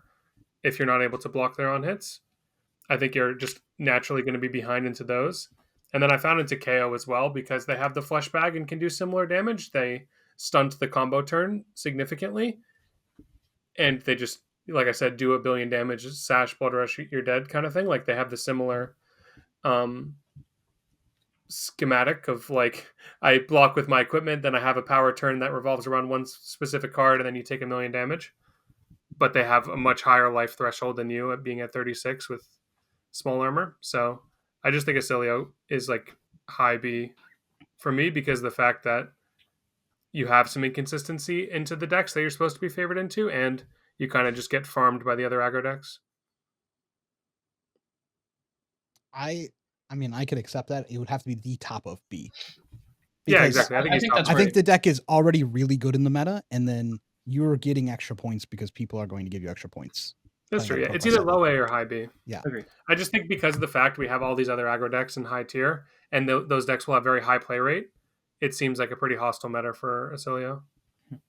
Dan, did you have something you wanted to add? I'm like, yeah, going through a lot of thoughts. I don't think the DO data point matters at all. I think you'll see like 4 DOs in a ProQuest max at any given ProQuest. But if KO's bad, I could see that. I think the one thing is that you do have the thing of like ignoring your opponent's game plan. Like if they're not throwing disruption, you're just kind of playing solitaire until you find your combo, which is strong. But the thing is, Yeah, I don't know. if they're A or not B's throwing fine. disruption, then they're still like doing a lot of damage. So you're still dying. Like the disruption eventually becomes a point where it's just lethal. Yeah, the disruption really is. No, I understand how Flesh of Blood works. I meant like you don't really care what they're doing. You just like if you play your good cards, you win the game. Is what I was trying to get at. Yeah, I just meant more like when you don't find the combo, it's not like your deck that can block 12 every turn. Like Kano, all your wizard spells like block 3, so you can block out and wait. Acilio doesn't really have that luxury of like blocking out and waiting. He kind of puts the game on the clock. Sorry, I said it in a very simplistic way. Thank you for correcting. Yeah, you just got Noah. No, it was fire. I appreciate it. I will say with the caveat, if you're very good at Acilio, you will win a tournament. Oh, for sure. Yeah. He definitely gets bumped up tiers based off of skill diff. Yeah, Yudo, S tier, just for you. Although to be fair, he's been playing a different deck now, so Yeah. maybe that says something about D tier. Acilio's place. I was going to say Vor. Vor is going to kill it. I think Alex been a loyalist. Yeah, he gets to bump up.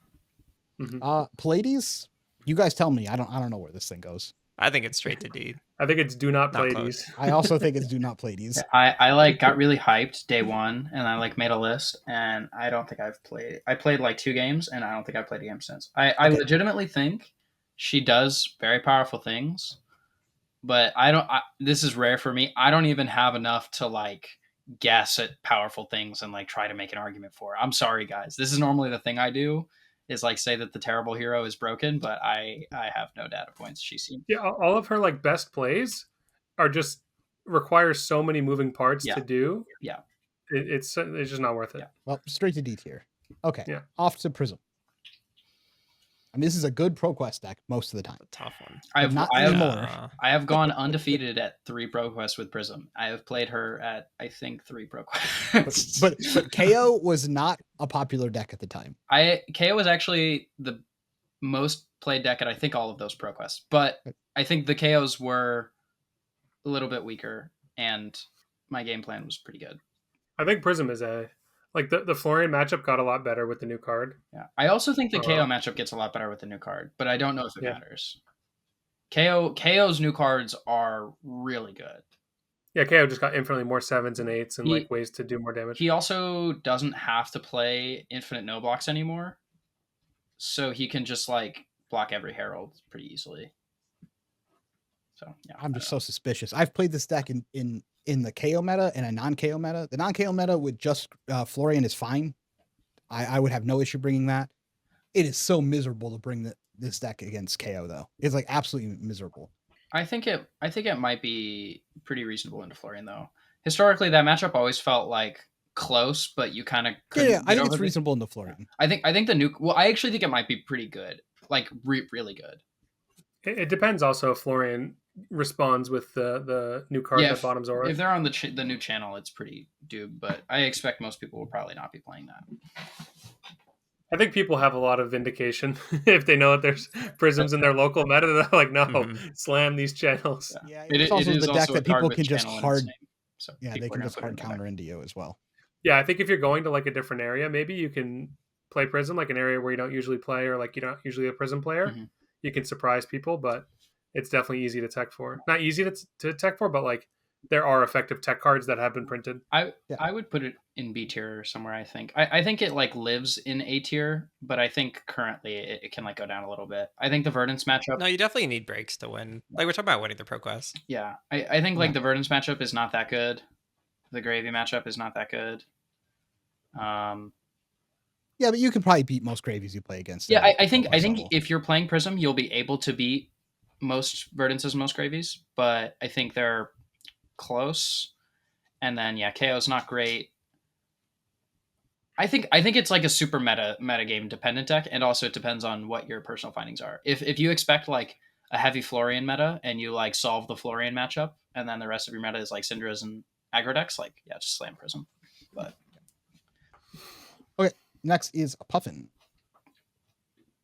well, you guys wouldn't let me put her in D tier, so she goes in C tier, right? Like Puffin's just kind of a decent aggro deck when it works. It's a little inconsistent.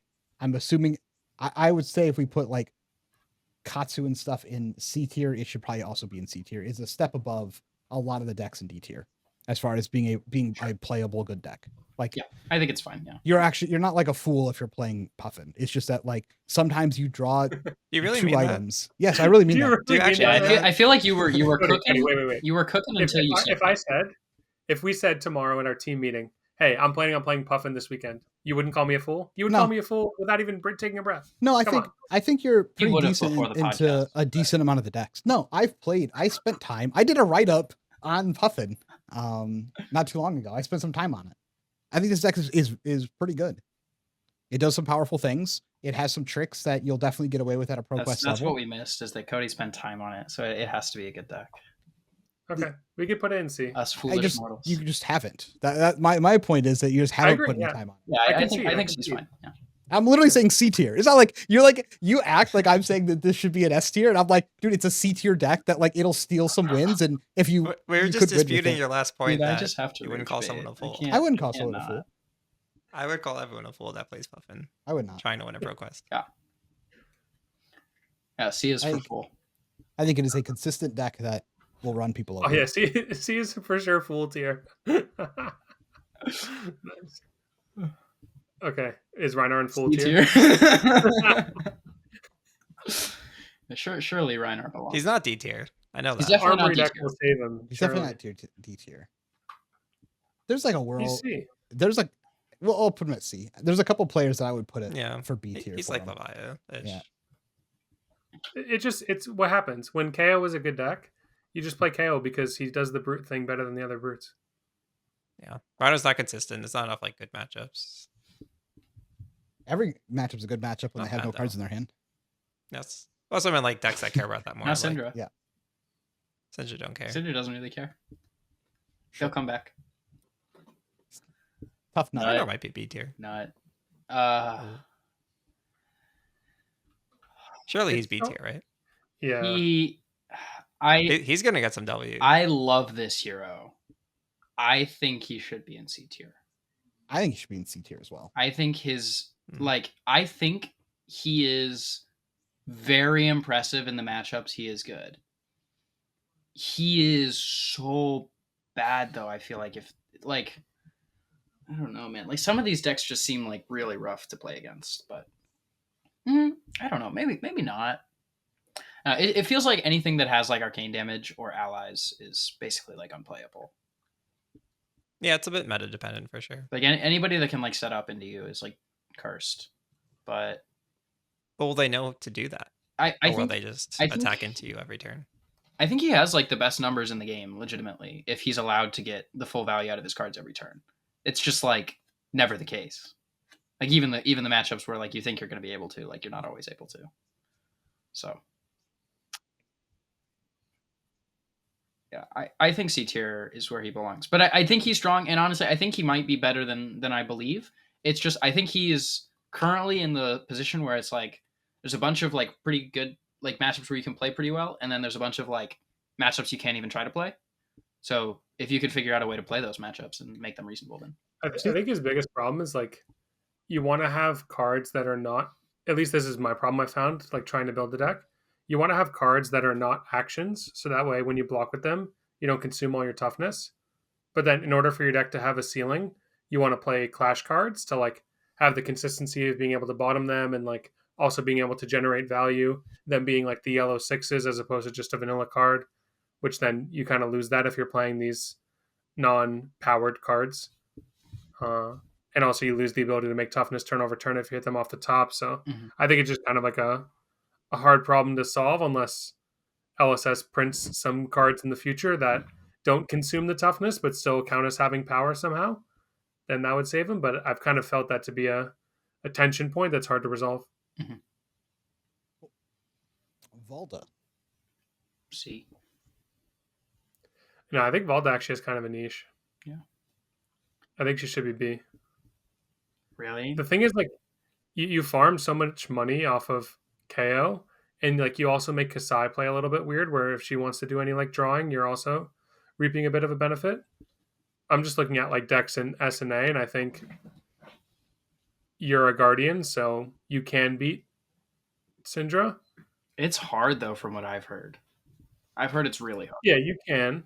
It's definitely not favored, but you can win.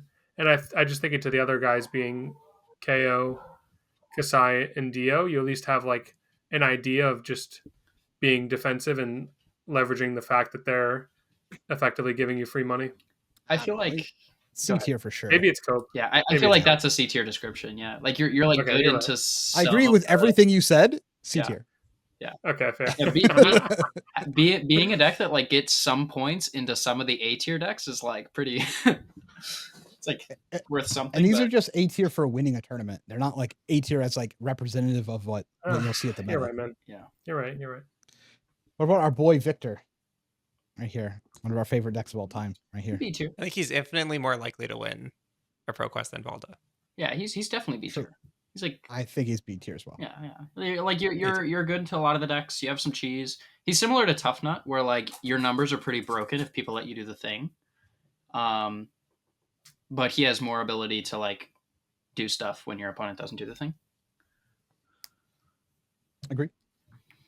It has game plans. If you're good at game planning, apparently you can beat Florian's. Yeah, apparently. I'm assuming you can probably fatigue a decent amount of gravies. Good luck against your wizards, and you just gotta find the tournament where you don't play the wizards, and that's probably how you win. And you always reveal Macho Grande versus KO. Yeah. Every time. Last but not least, we're gonna do Vincent. Hold on, it's totally least. Come on now. Wait, can someone tell me how Vincent is? This is a podcast where I have people who have played Vincent, and then there's me. How good is Vincent? Well, depending on who you're talking about, I don't think we've played Vincent since like But you've at What year least is it? like registered here for a 2023? tournament, right? Yeah. like on release weekend. Okay, No, I've played it. enlighten me. I've played it since then. I think Vincent's fine. It's really hard to win with because her ability sucks, and you have like a super like it's just always having the losing out of your hand is just a problem once you get into the end game. If you both go down in health together, you just like auto lose the end game a lot of the time because have no of how you have to flexibility. hold cards. She has literally no flexibility. And you're just hoping like you just get all this value on a bunch of turns, and then you open up a turn and you look and you have no attack or you have no way to play an attack, and you go, I just pissed away all my value from the whole game. Like, cause I'm going to do nothing on a hand where I was supposed to do something. And that happens too often, still for her to be a good deck. Agreed. So like B C. tier or something. Yeah. I think BC. C. I think she probably She's belongs in powerful. C because she is quite powerful, and I think she's got some stuff going for her. But yeah. Also, I think the Verdance and Gravy matchups are both pretty dubious. Verdance is like not playable. Yeah, at least though for the Gravy matchup, you can invert away the allies. Yeah. Which is relevant. So like she can actually take that matchup. It's not like how the other matches are into Gravy where it's like unwinnable. Like you can't win this matchup. Hers is at least functional. It's not great, but it's functional. It's way better now with Tipple gone as well. Mhm.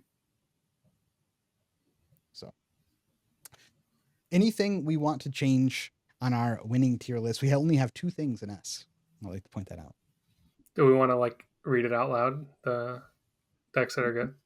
Yeah, let's go over the S and A tier real quick. The most likely to win your ProQuest is Verdance and Syndra in the S tier. I think Syndra should be swapped though for sure.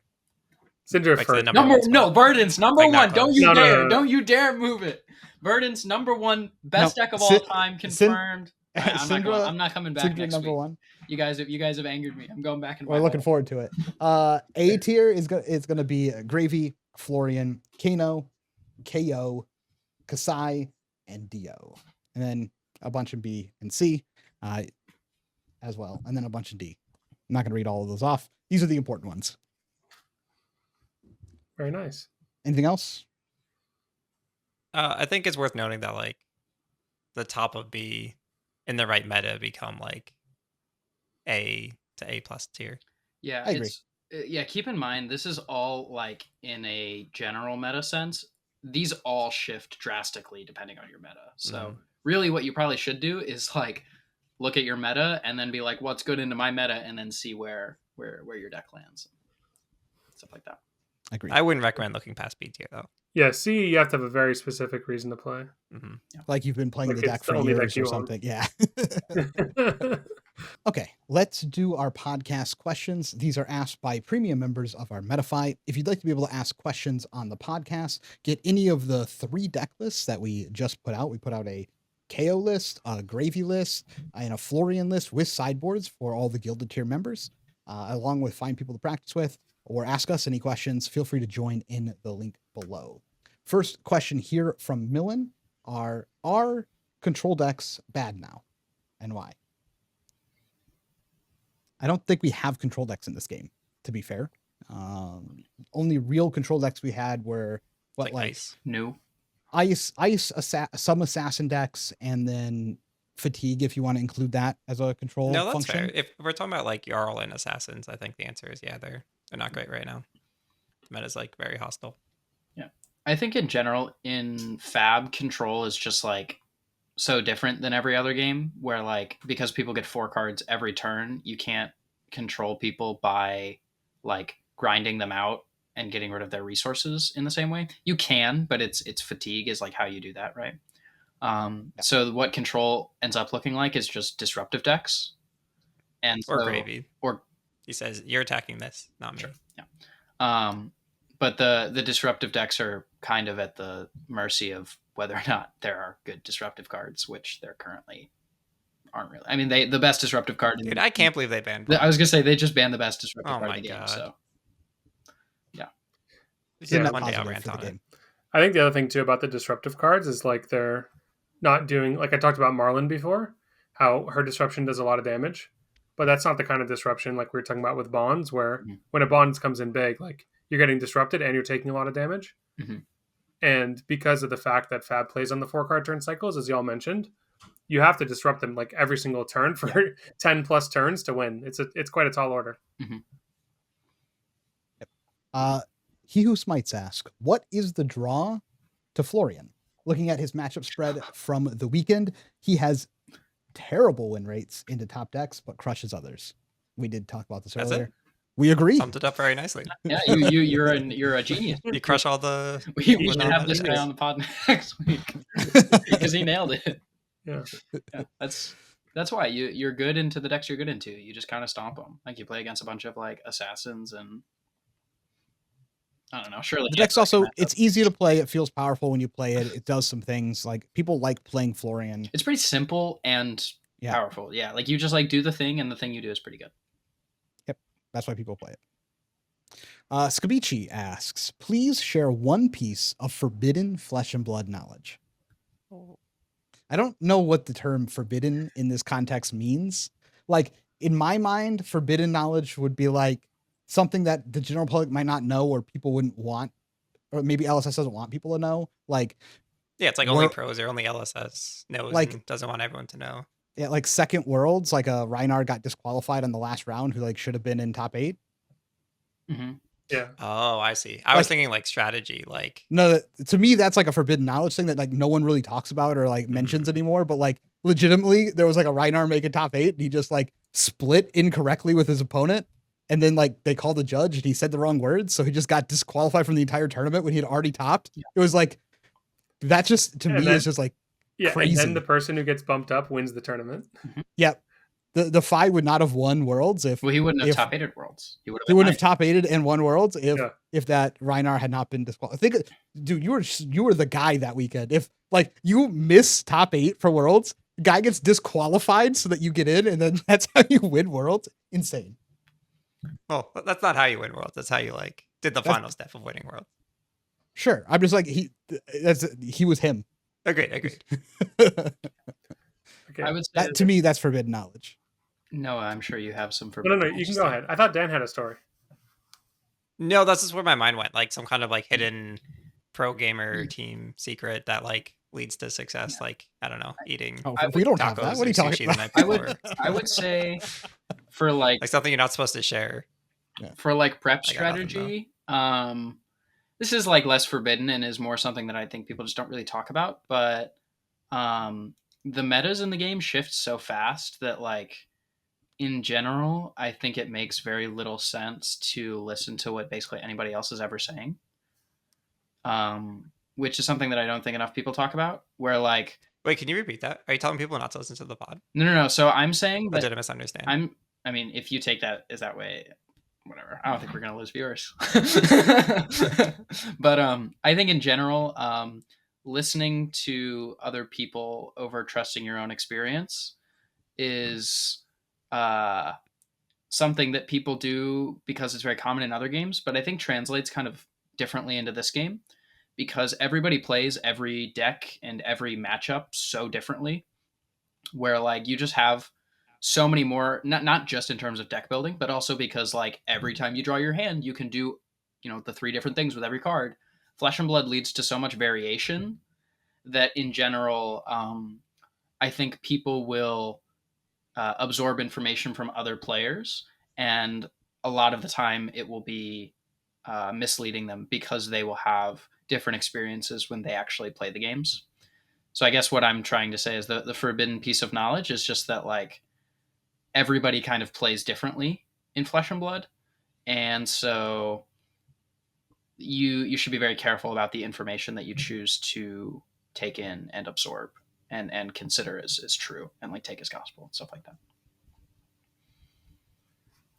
Okay. I was thinking about like many ways to answer this. They want something spicy. They want something spicy. What I'm gathering. Oh no.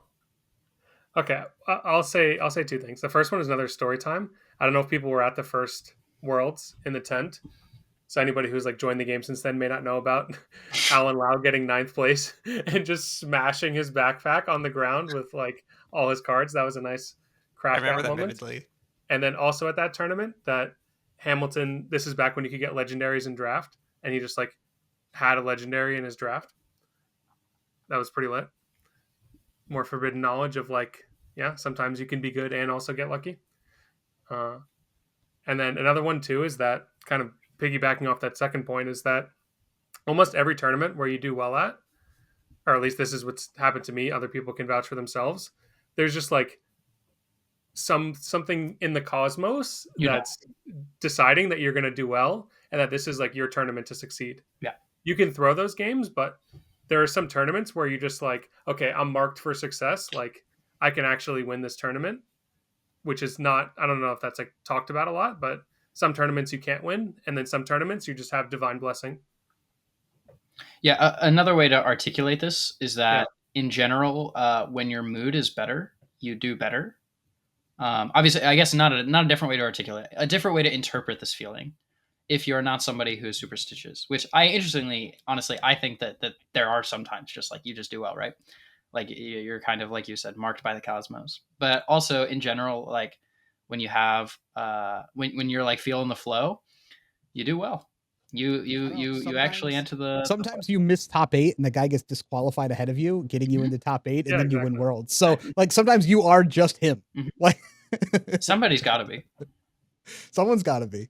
That's why I love watching. I think I mentioned this internally, like on our Discord. But like I love watching a lot of these top 8 matches because it's just 2 people who have been him the entire tournament, and then they're like battling to see who has the most luck and skill at the same time. Because like one person will just have like a nutty turn, and then the other person like hasn't even like a more lucky turn. And they're just like competing their luck against each other. Or the reverse. It feels like in some of the matchups. Or it's the reverse, and it's like both. Like players, look at the finals. Like they both players lost the game or won the game on different turns, and someone just like out, like the outer at the end to just be like kill him with arcane damage.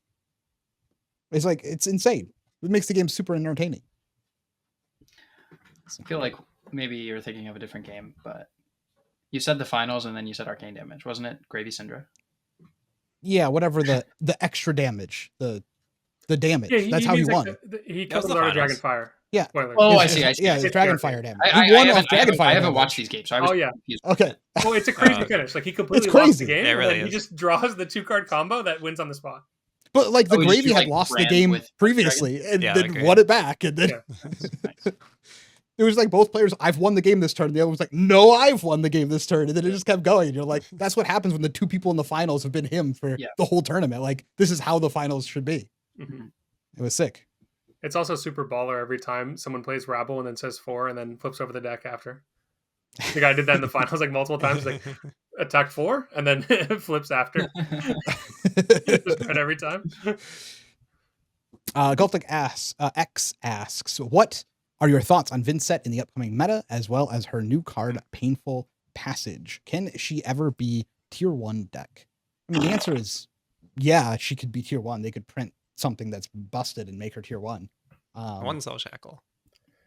Even if you just change one word on this card from or to and, it's instantly so much better. So good. I think the new card kind of sucks. Yeah. It has a niche play though that allows her to turbo her massive setup turn, which she couldn't before. Like it would take several turns of getting stuff in your banish to get like the 3 dudes in there to actually have like your 30 damage turn. Now you can kind of turbo it a lot faster off of no setup with just using this to get something else into the banish zone.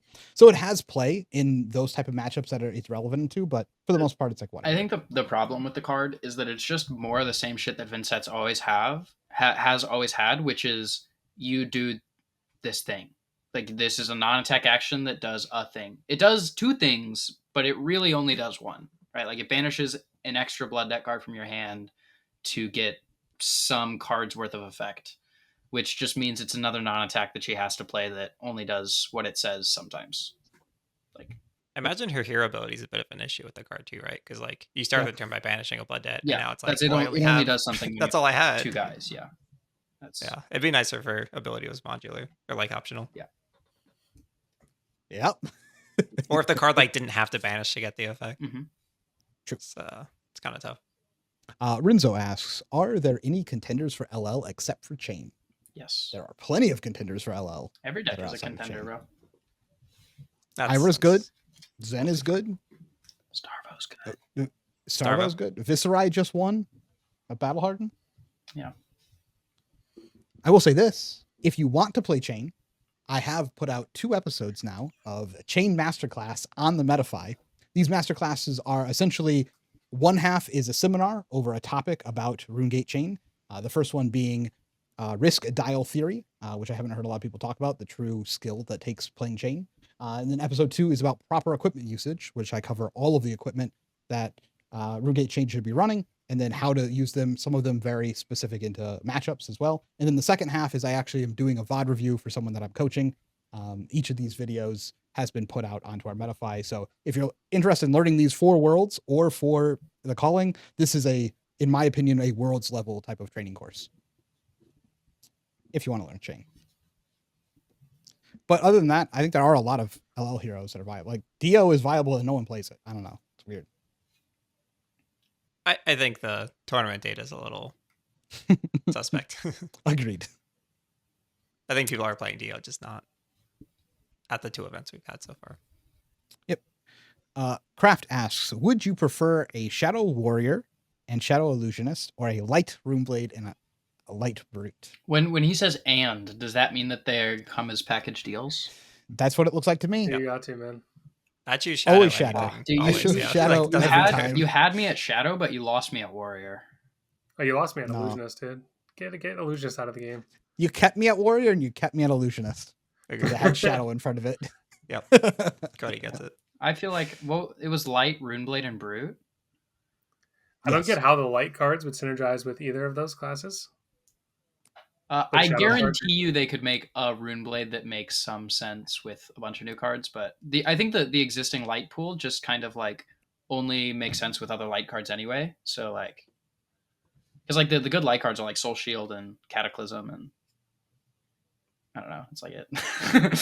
Yeah, exactly. There's just a bunch of cards that don't do anything. Yeah, you're gonna play Soul Food, dude. Well, that's when we get a new light hero. It's gonna be like presumably a bunch of like actually playable light cards, right? Oh wait, it could be Light Brute of like every time you discard a 6, it goes to your soul.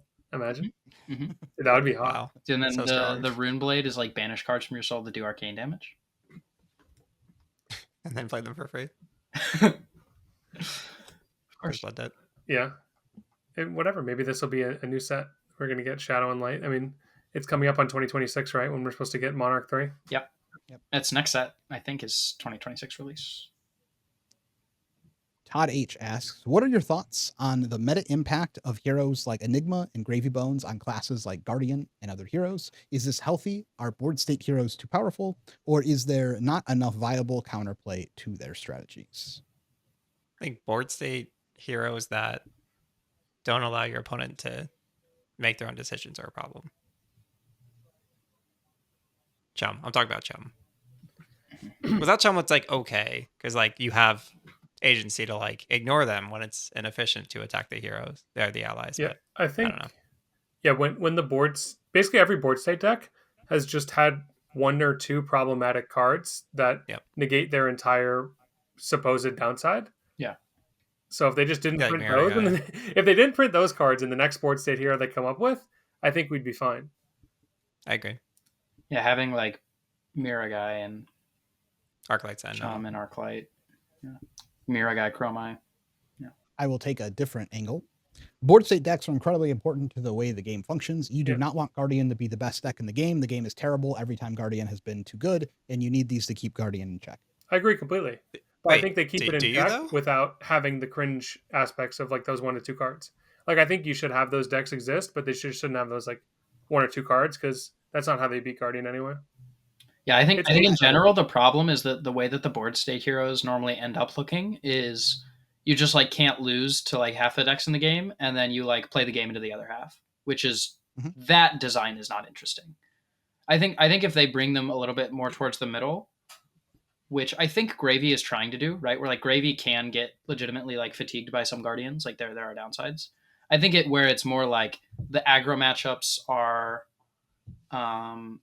like maybe they're fine, but the matchups in the Guardian aren't just like, completely unlosable. That would No, I think it's fine to be completely unlosable, but they should just have real downsides into the other decks, not have like in archetype ways of just I think cheesing. I think you can go either way. I just don't think you can get both. Yeah, I was saying I prefer the method I described. Yeah. I think both are reasonable. You can take them both in good directions, but you can't really have them get both where they like just beat every Guardian and they also like beat a bunch of the other decks. Because the theory behind why you would play a Guardian or a Fatigue deck is that you have a good matchup into the, like you have the same feeling about the matchup into the aggressive deck that you're targeting. Mm-hmm. So I think it's fine to have these two decks exist that feel like they have a really good chance of winning if they play into some specific matchups. But illusionists have, board state in general has always just had some mechanic that lets them beat anybody. Mm-hmm. Ham asks, what happened to the outro? It's gone. Literally. It just went away. we lost our editor and the outro. Wait, went we away. had an outro? Yeah, it was when Cody would go, bye. No, the outro ended up being like it was the envelope. Oh, everyone saying envelope. Yeah, that's right. I forgot about that. Got lost. Which was more of just everyone complained about us saying envelope, so we made an outro where all we did was say envelope. It's literally how you pronounce the card. I don't see the problem. I'm sure at some point we'll get a new outro and intro. So that is on the docket.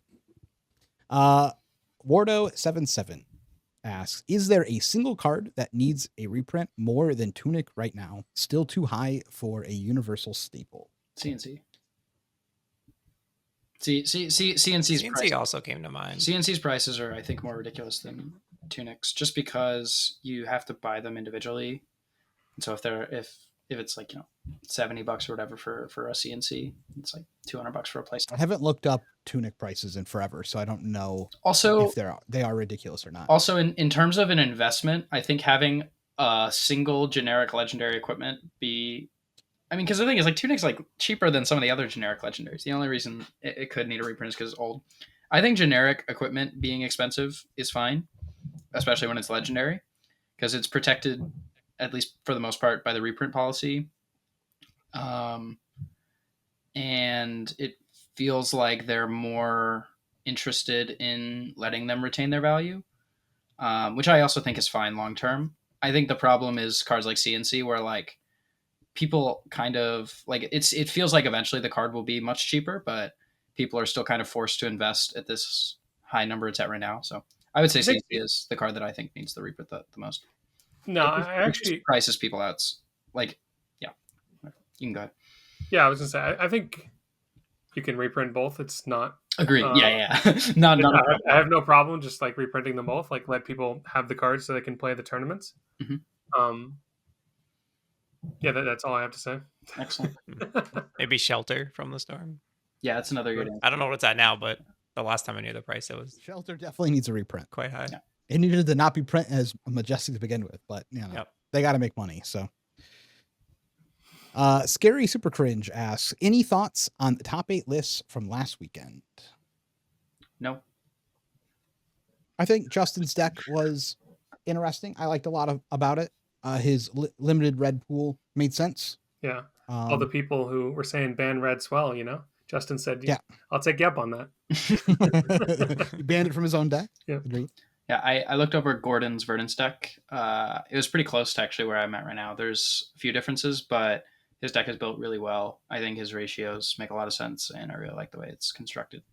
I think if you are interested in looking at Gordon's Verdance deck for a list, I think it's a good place to start. Gordon's also a really cool guy. He's an old friend of the team, so check out his deck. It's pretty sick. I will say this: if you want a KO list, then you should check out the Metafy, because Yuanji just put out a full KO guide that has actually 2 really good lists, 2 different takes onto KO. He's also doing a current update on the guide as we speak.